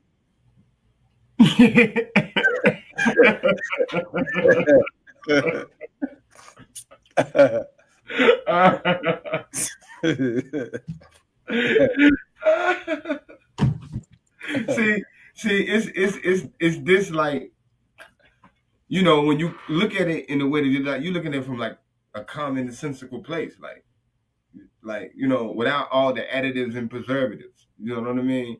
Yes. Carry on though, bro. Carry on. Exactly. So now, this context is not about prayer. He wasn't praying. Look, the prophet will not do anything that God never enlightened him aforehand. So God will already tell him what to do. It's not now that he'll be praying and he doesn't know where to face. He'll be assuming that now God will say, okay, I see you struggling, so now I want to give you a place to face. What? Quran chapter 57 verse 4, God says he is with you wherever you are. Wherever. So you think he was looking at the sky looking for God? Does the verse say that? He wasn't looking for God, as if God is lost. So,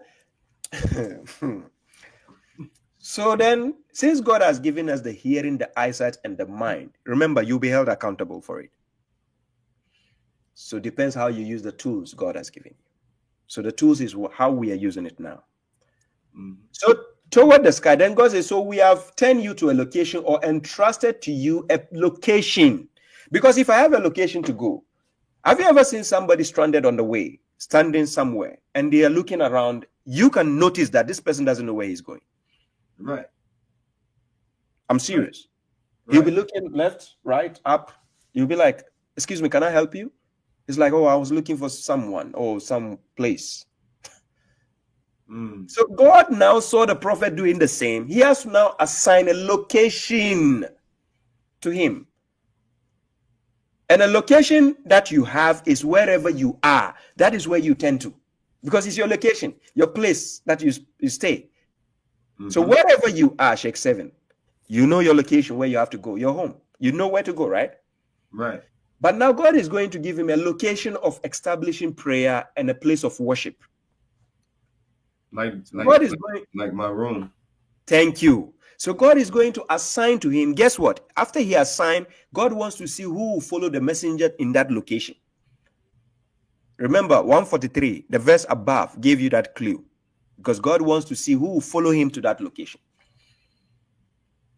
So now God says, which we have entrusted to you a place of worship, which is the Qibla, with which you will be pleased. So turn your face. Now, this is where people are taking it literally. When he says, turn your face towards the Masjid al-Haram, then people will put prayer there. It doesn't talk about prayer. And masjid is supposed to be used for worship. So if masjid is supposed to be used for worship, are you telling me the prophet will now be turning his face to face the masjid whilst he's outside?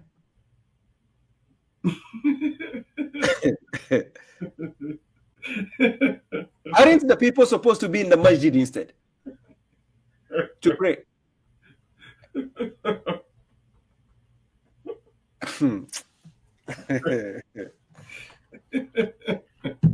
Seriously. So now they will tell you that when you are going to pray, face the masjid. Then who will be in the masjid to face where? And you ask them, Sheikh 7, the simplest question you should ask them is, what am I facing that building for? Is it God I'm looking for? If they say yes, tell them, is God not with me? They will say yes. If it's with me, why am I facing that location? For what? Absolutely. That's a great question. The notion of salat is not found in the verses from 142 up to 150. God never mentions salat there. So who puts the word salat there? Prayer there.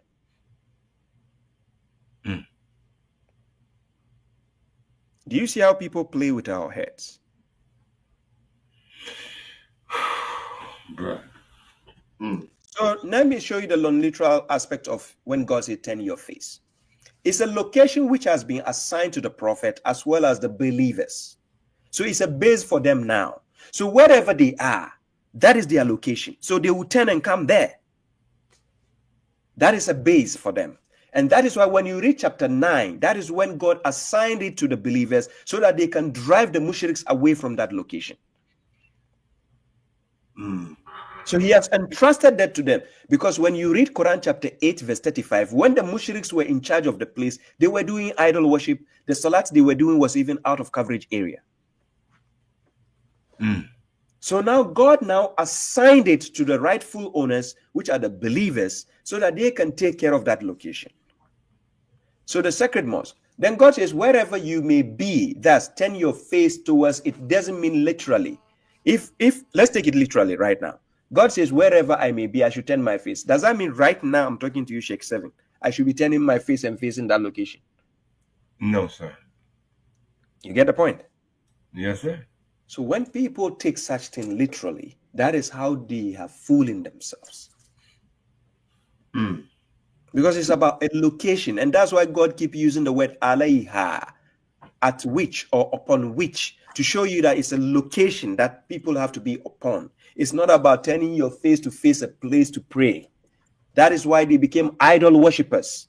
They worship the stone, for God's sake. Pardon me. Yes, sir. The house over there, people are worshiping it. What is the difference between somebody going to Jerusalem and also worshiping the wall? What is the difference between somebody in Africa also taking a stone and worship the stone?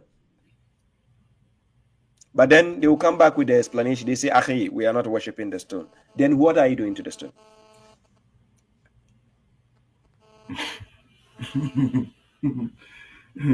Peace to creator the boundless universe for the $2 super chat.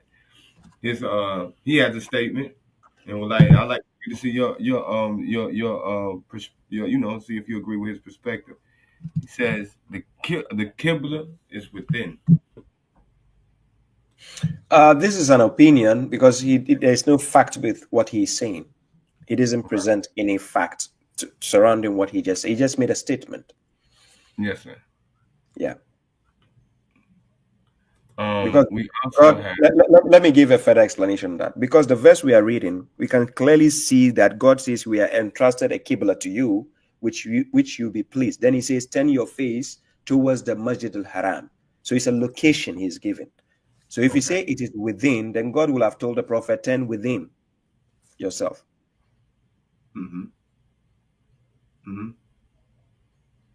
Like I told you earlier on, when people make claims or say things, it's about verifying their claims. So if they can back it up with a proof, that is when you bring it, then we check where it says what you are saying.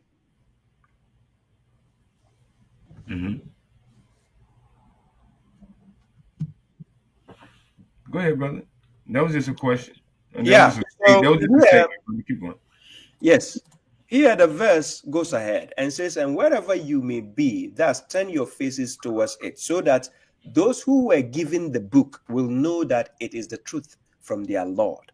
And God is not heedless of what they do. So when people take this verse literally, that is where the problem comes. You see, so here, God made a statement in 145 that I want people to see this verse. God says, and whether you bring every sign to those who were given the book, they will not follow your Qibla. Neither shall you be a follower of their Qibla. So you can see this Qibla is a concept of something I need to follow. Then it goes, nor will they be followers of each other's Qibla. And if you follow their inclinations after what has come to you of the knowledge, indeed, you in that case will be among the transgressors. If you remember clearly in Quran chapter 2, verse 143, God said he assigned the Qibla so that he can see who will follow the messenger from who will not follow the messenger.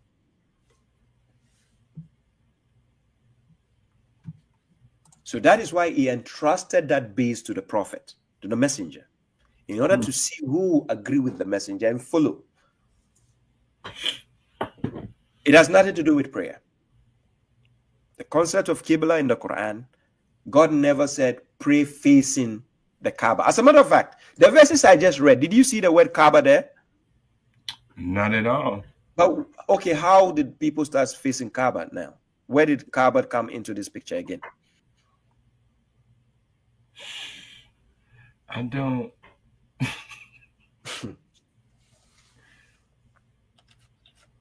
I mean, it's not in the Quran. It's just what they say. It's what the scholars say. The word Kaaba itself is in the Quran, right? But nowhere But does God say we it's should not face it. there. Exactly, it's not in these verses, no. So the scholars are making people worship Kaaba. Well, God never even mentioned Kaaba in this context. Mm. So there's a problem. So even wow. So that even makes, which I was going to get to, hide your problem.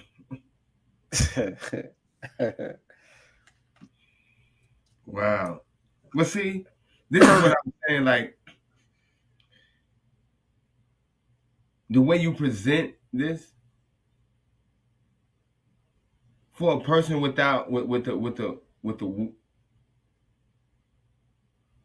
I would say with not that's not mentally capable of taking your perspective, it would dismantle them and break them down psychologically and emotionally. That's why they can't have conversations. Thank you.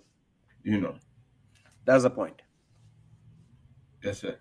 That's why they can't confront somebody like me directly. So what they do is they start to do character assassination. Mm-hmm. Yeah.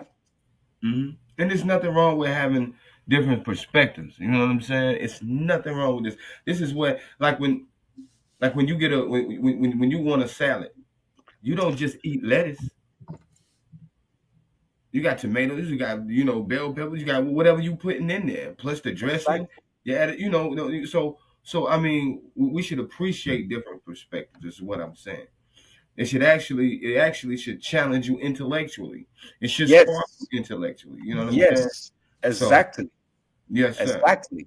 Because Yes. God says in the Quran, chapter 17, verse 36, when I gave you the verse, He says, do not pursue that of which you have no knowledge. So in Islam, finding knowledge is binding on us. Mm-hmm. So we shouldn't be talking with ignorance just for pleasure and say, my scholar said this. Your scholar said it. Can he prove it? That's the point.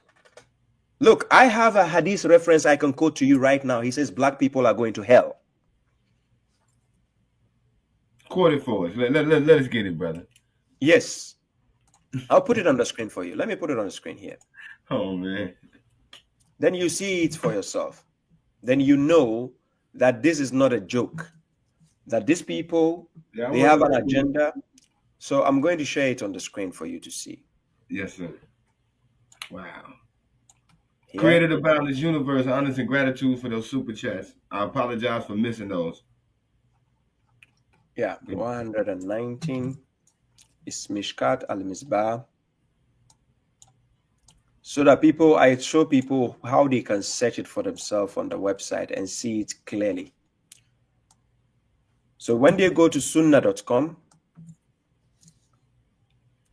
yeah, here, 119. So I share the tab. Can you see it on the screen? Yep. Okay. So this is sunnah.com, and the reference is this. It's Mishkat al-Masabi. So people can write it down, this, if they can see it clearly. Whoever is watching right now, please write it down. It's Mishkat al-Masabi. And this is 100, the reference is 119. And the isnad, the chain of narration is good, meaning Hassan by the scholars, right? And if you read in Arabic here, it is Sahih here. You see on my right hand, I just, yeah. The word Sahih means authentic.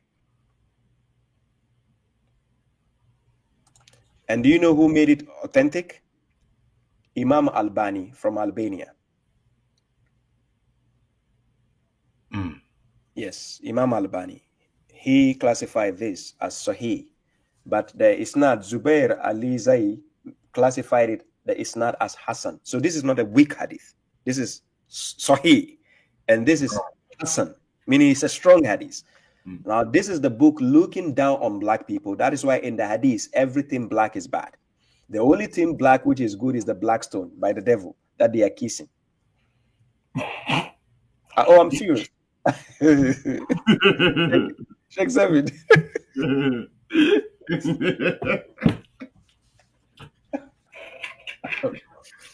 I'm serious. They say black dogs are evil. Anything black. They say the devil is black themselves, according to them. I have all these references I can give you. So now I'm going to read the hadith to see why they say black people are going to hell. So I go up here. It says Abu Darda reported God's messenger as saying, God created Adam when he created him and struck his right shoulder and brought forth his offspring, white like small ants, right? And he struck his left shoulder and brought forth his offspring, black as though they were charcoal. Then he said to the party on his right side, to paradise. So remember, the right side are white.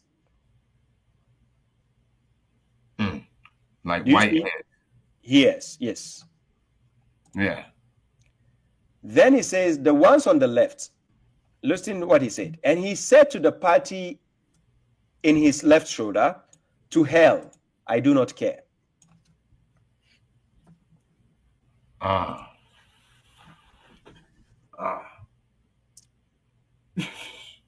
And this is not a joke. It's real. It's in their hadith books. And it's sahih. But black people don't see all this. They will tag me, correctional officer, as the enemy. Because of indoctrination.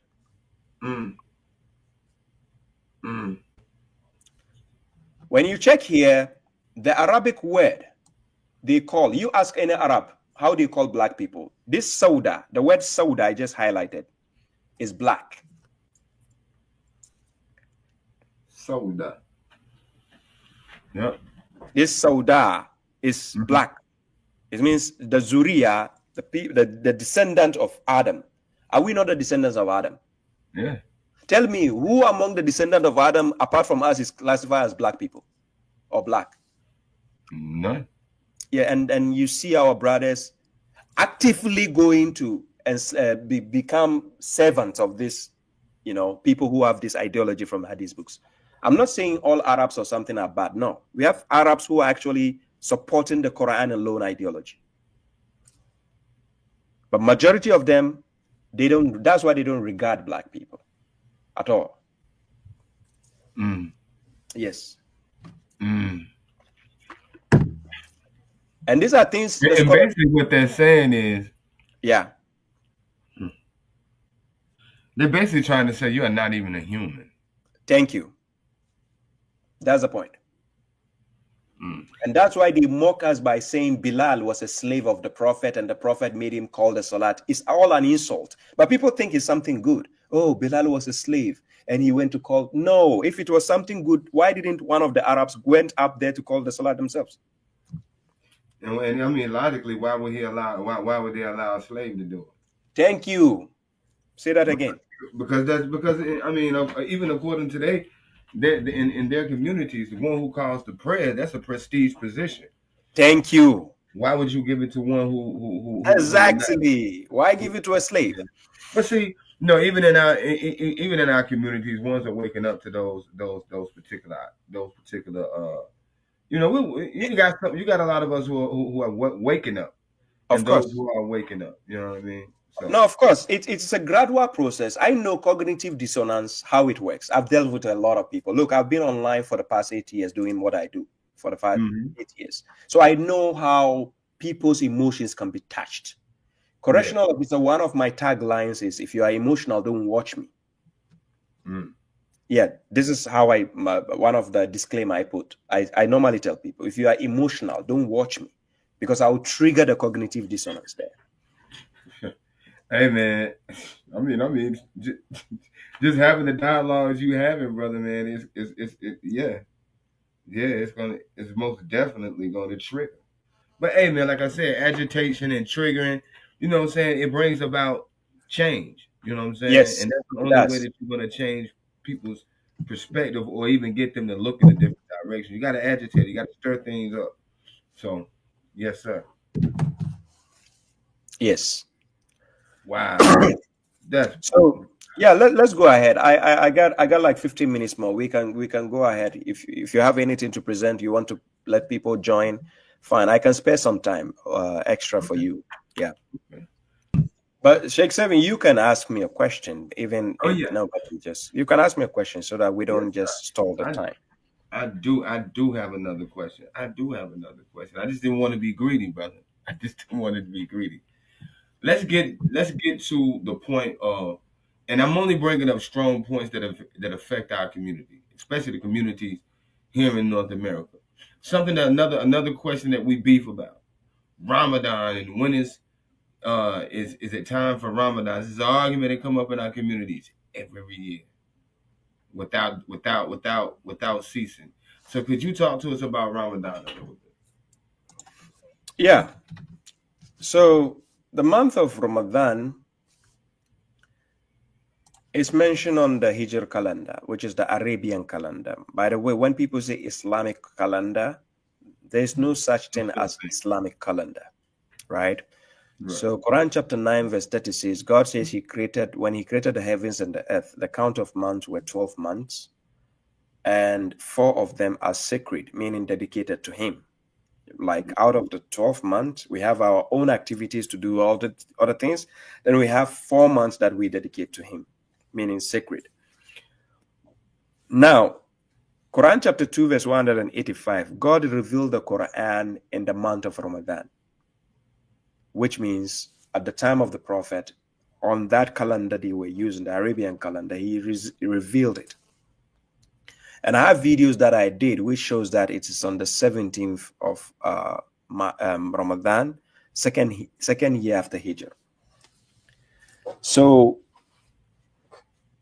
in order to practice the act of abstinence, this act of abstinence didn't start with us, as people who claim that fasting was only ordained in the Quran and we don't find it anywhere else. One thing, I was talking to one Christian friend, right? And we were looking over a verse from Jeremiah chapter 36, verse 9. And we were having this discussion, right? And he says, and it came to pass in the 5th year of Joachim, the son of Josiah, king of Judah, in the 9th month, that they proclaimed a fast. The word in Hebrew is chom. Chom. In Arabic is saum. In Hebrew is chom. So they proclaimed or declared a fast before the Lord to all the people in Jerusalem and to all the people that came from the cities of Judah unto Jerusalem. But they did it in the 9th month. When you take Ramadan on the Hijr calendar, it's the 9th month also. Right? Now, one of the interesting chapters or interesting books, if you want to read, in case you're curious to read Bible, and one of the interesting chapters you should be reading is Jeremiah, the book of Jeremiah and the book of Isaiah. You see these 2 books? They are very, very interesting. They have a lot of gems you can take from. So when you put it, when God was talking in Quran chapter 2, verse 83, he says, "Oh, you who believe, the abstinence, which is the fasting, has been decreed to you just as it was decreed to those before you, so that they may be pious." So the Lord has always been in connection with the believers and the people.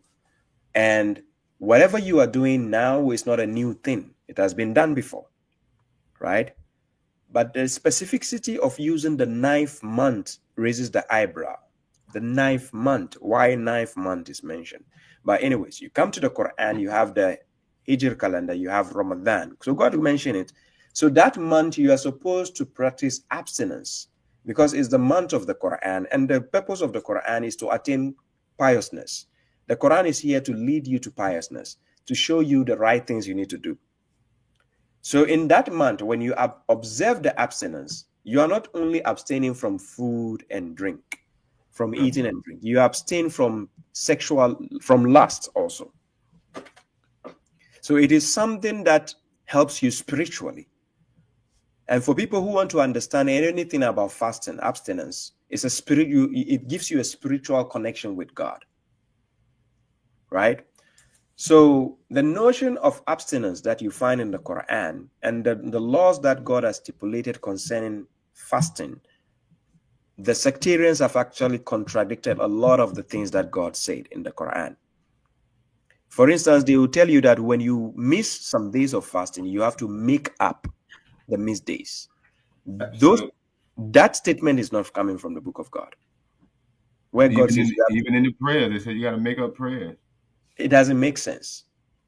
The point is, if somebody tells you have to make up prayer, you go to chapter 18 of the Quran, you read from verse 9 to verse 21. Guess what? When you read those verses, the youth who served God, who were the servants of God, they slept for 309 years, which literally we can say they were dead for 309 years. But they came back to life. And there was a masjid, there was a mosque at their time. The question is, according to God, God is telling us he made them sleep. He only said if you were to see them with your eyes, you might think they were dead. So now they slept for 309 years. So are you telling me when they woke up, they have to make up for all the 309 years of salat?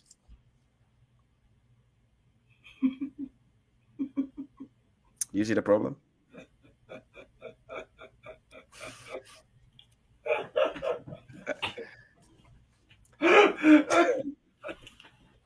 The point is, when the salat passes over, when the salat passes you, it's gone. Like right now, I'm talking to you. It's evening time. The reason why I gave you that time frame, because I have to go and do my salat. You understand? So the weather is still, because from where I am, normally I can see the sunset and I can see the weather, how it is. If it's about to get dark, I know how many minutes it will take to get dark. So the point is, according to God, you shouldn't let entertainment, business, and your kids distract you from the remembrance of God. But sleeping is natural, because God says, do not approach the salat until or unless you know what you are saying. So now if I'm sleeping, I'm intoxicated. Guess what? That is why sometimes I can sleep and I want to wake up after 1 hour. And guess what? I'll wake up after 5 hours. And I'll be like, oh, time passed. Because you are already in the deep state. Imagine waking somebody up to tell the person, get up, get up from sleep, go and pray. He wake up telling you, what? Even if you say, come, let's go let me take you and go and finish you, terminate your life. He will go because he is already in a state of intoxication. Yes. You see, so people should understand this. There is nowhere God says you should make up for a missed salat. It doesn't exist. I challenge anybody to show me a verse. It doesn't exist. Now let's go to the issue of fasting. God never said you should make up any missed days. What he said is, if you are sick or traveling, then a number of other days. He didn't say a number of the same days. Other days, meaning we are fasting within a month. So let's say I'm sick for 3 days, or I'm traveling for 3 days. Guess what? I'm exempted from fasting. So what do I need to do? When I finally reach my destination, I can now do the fasting there. Because if I'm traveling from, let's say, Europe to America right now, the time difference, the time zone is different. If I'm leaving here from the night time here right now, or let's say I'm leaving here in the evening time, I can come to America, then it's still morning. You understand? So it will be stressful for me. So I need to, God has exempted, you are exempted from that. And when you are sick, you didn't choose to be sick. It came naturally. So why will God say you have to make up the missed day? No, tell me, officially in our working routine, according to the collective agreement, if I'm working for a company and I'm sick and they give me leave, do I have to make up for those days? So where is the logic there when people say you are sick and you are traveling, so you have to make up? Where is the logic there? And the last time I checked, God says he is not putting any difficulty upon you in the religion. So who is making this difficult? Anyways, Quran chapter 2 verse 184. Then, apart from if you are sick or traveling, God says a number of other days. So within the month, you have other days ahead of you. You can be sick for 1 week. You get better. There are other days still so that you can get the blessing of the month. So you do some of the days ahead of you in the same month. Because if I ask you to do fasting in Ramadan, and Ramadan is past, and you tell me you are making up the missed days of Ramadan in a month which is not Ramadan, is that Ramadan? God only said you should fast in the month of Ramadan. So now, in the same chapter 2, verse 184, then God says, وَعَلَى الَّذِينَ يُطِيقُونَهُمْ فِدْيَةُ الطَّعَامِ الْمِسْكِينِ. Then he says, as for those who will endure, meaning you struggle during the fasting, I might be able to do it, but let's say due to the weather, summertime, it's too long for me. Or maybe the darkness will not appear. I will struggle, especially for those based in the North Pole side. In Finland, I'm based in Finland, but it doesn't normally affect me that much. Sometimes I can fast for 22 hours, right? But those in the northern part, sometimes they don't get to see darkness at all. So in that case, they don't have a choice. They have to just what? Feed the poor person. You ransom. It's like to redeem yourself. To ransom by feeding the poor person. This is what God asked for. So if somebody will actually struggle fasting, and God says he should ransom or redeem himself by feeding a poor person, how are you going to tell me when somebody is sick or traveling, they should now make up the missed days? How about them? Can they feed somebody? If God wanted them to make up the missed days, can they feed somebody instead? Quran chapter 22, verse 78. God says he's the one who has chosen you and has not placed any difficulty upon you in the religion. So now who is making the religion difficult? Who?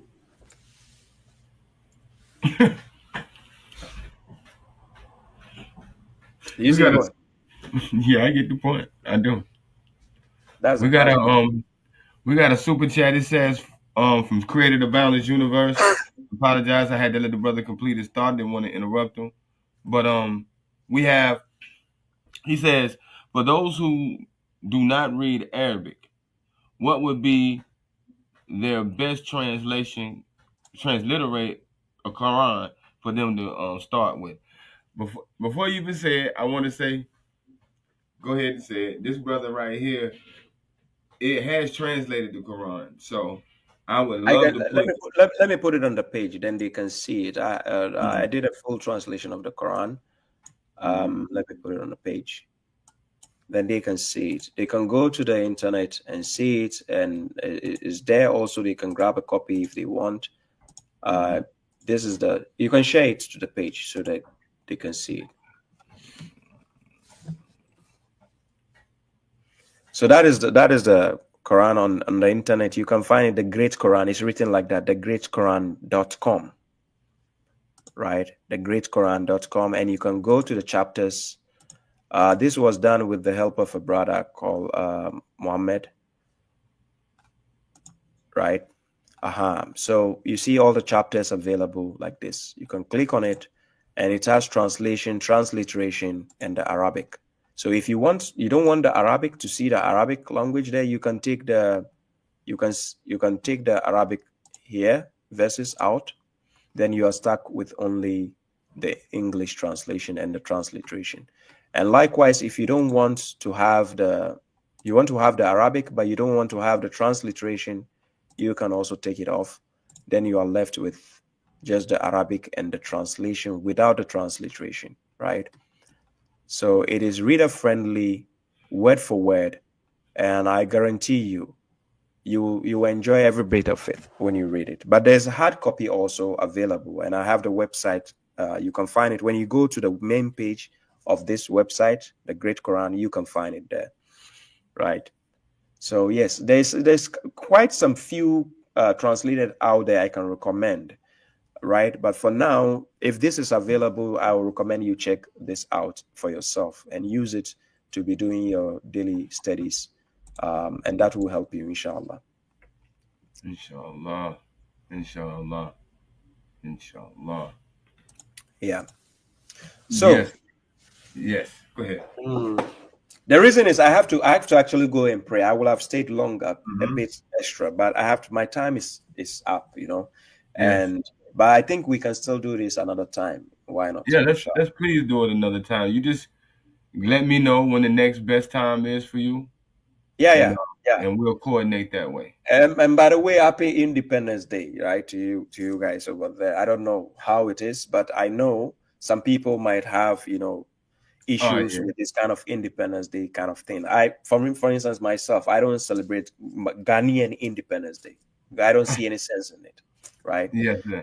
Well, But yes, as for for some of the viewers, yes, and Creative Around This Universe said thank you. yeah, Um, exactly. I want to say blessings to you, brother. I really thank you for being on the platform and sharing your wisdom. Thank you, thank you. Um, like I said, just get with me. Let me know how we could coordinate another show. I'll be glad to have you back on. Bring some more questions, and bring we can do a maybe somebody might contact me and ask me. Tell me they want to have a dialogue with you. We could do Yeah, it yeah, right sure. here. And Sure.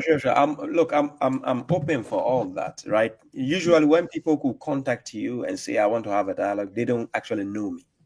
right, right, Like people who know me, I'm right. not boasting and I'm not joking. People who actually know me wouldn't dare can't say they want to have a debate or dialogue. Yeah. So usually when you see people bluffing, I want to face this guy. If you ask them, have you ever watched 1 hour of his video, they will tell you no. Man, You hey, listen, understand? I see why. I see why they. Mhm. I see why they run. I Yeah. see, I see why they run. I see why they run because you come hard, brother, and you come with hard facts. So Facts. You presented there. And by the way, I just want to say this on record so people could know. I actually gave Dr. Umar Johnson a copy of the hard copy of the Quran. He has curiosity to go through and read it for himself. So I gave him Mhm. a copy to see it.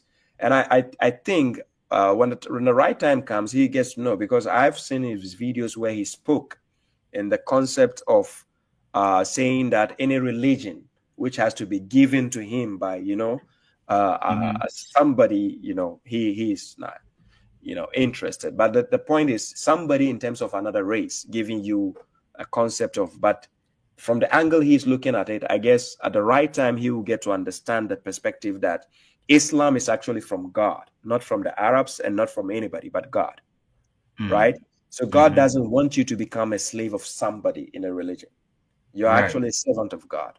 There's Right. nowhere God said Arabs are superior to white people or white people are superior to Africans. Nowhere God ever said that, I mean, right? in the Great Quran, if I ain't mistaken, it says that Allah created man in nations and tribes that they may get to know each other and not despise each other.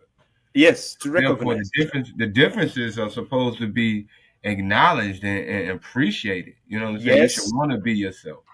that's the point. Look, Baba Shaib, when I do what I do, I have people in the Arabian side supporting what I do. I have people in the Caucasian side supporting what I do. I have people in the Asian side, Chinese side, supporting what I do. I have people from Africa supporting what I do.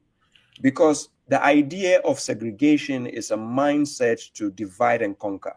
But Mhm. that's not what God represents.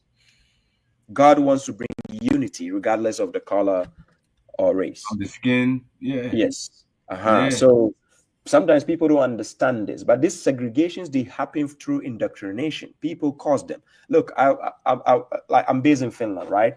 My Hmm. kids, my children are mixed race kids. Look, Okay, when my kids go to the playground, they mingle with other kids easily, right? easily. The moment you see a Caucasian kid, a white kid, staying away from my child, it means the kid has been indoctrinated. Because naturally, kids are friendly. They can go with each other easily without judging the skin or something. But the moment a kid is told, stay away from this kind of person, this color, this color, this color, that color, then you know indoctrination has taken place already. You see the point? So with Absolutely. my kid, I tell them, hey, wherever you go, feel free, socialize. But the moment you see somebody trying to look down on you, don't give them that urge. Stay away from that kind of person.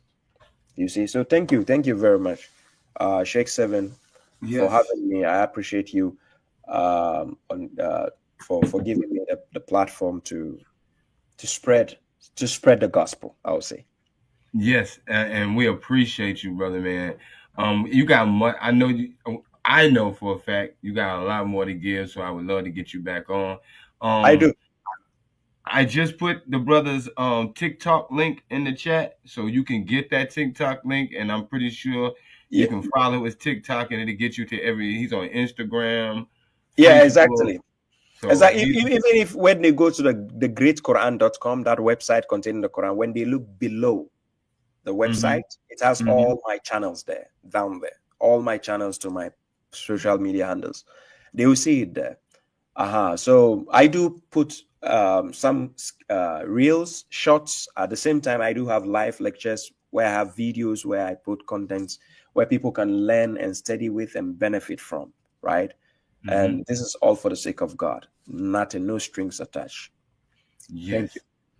Thank you very much. I appreciate that. Yes. So till we meet again, and I want to give shout outs to all my audience that also watching, brothers like Rachel Green, Abdul Samad, Sister Aram, all of you watching, Sister Jess, my mom, Sister Khadija, based in United States, from Philadelphia. Actually, she established a connection between myself and Omar Johnson. So I appreciate her a lot. So I appreciate everybody in the comment section. If I get to mention your name and everything, I apologize. But yes, I appreciate your support and it's needed. God bless you all. This is where I have to say peace be upon you. And thank you, Sheikh Seven, for having me as a guest. Shalom. Shalom. Shalom. Wa alaikum salam.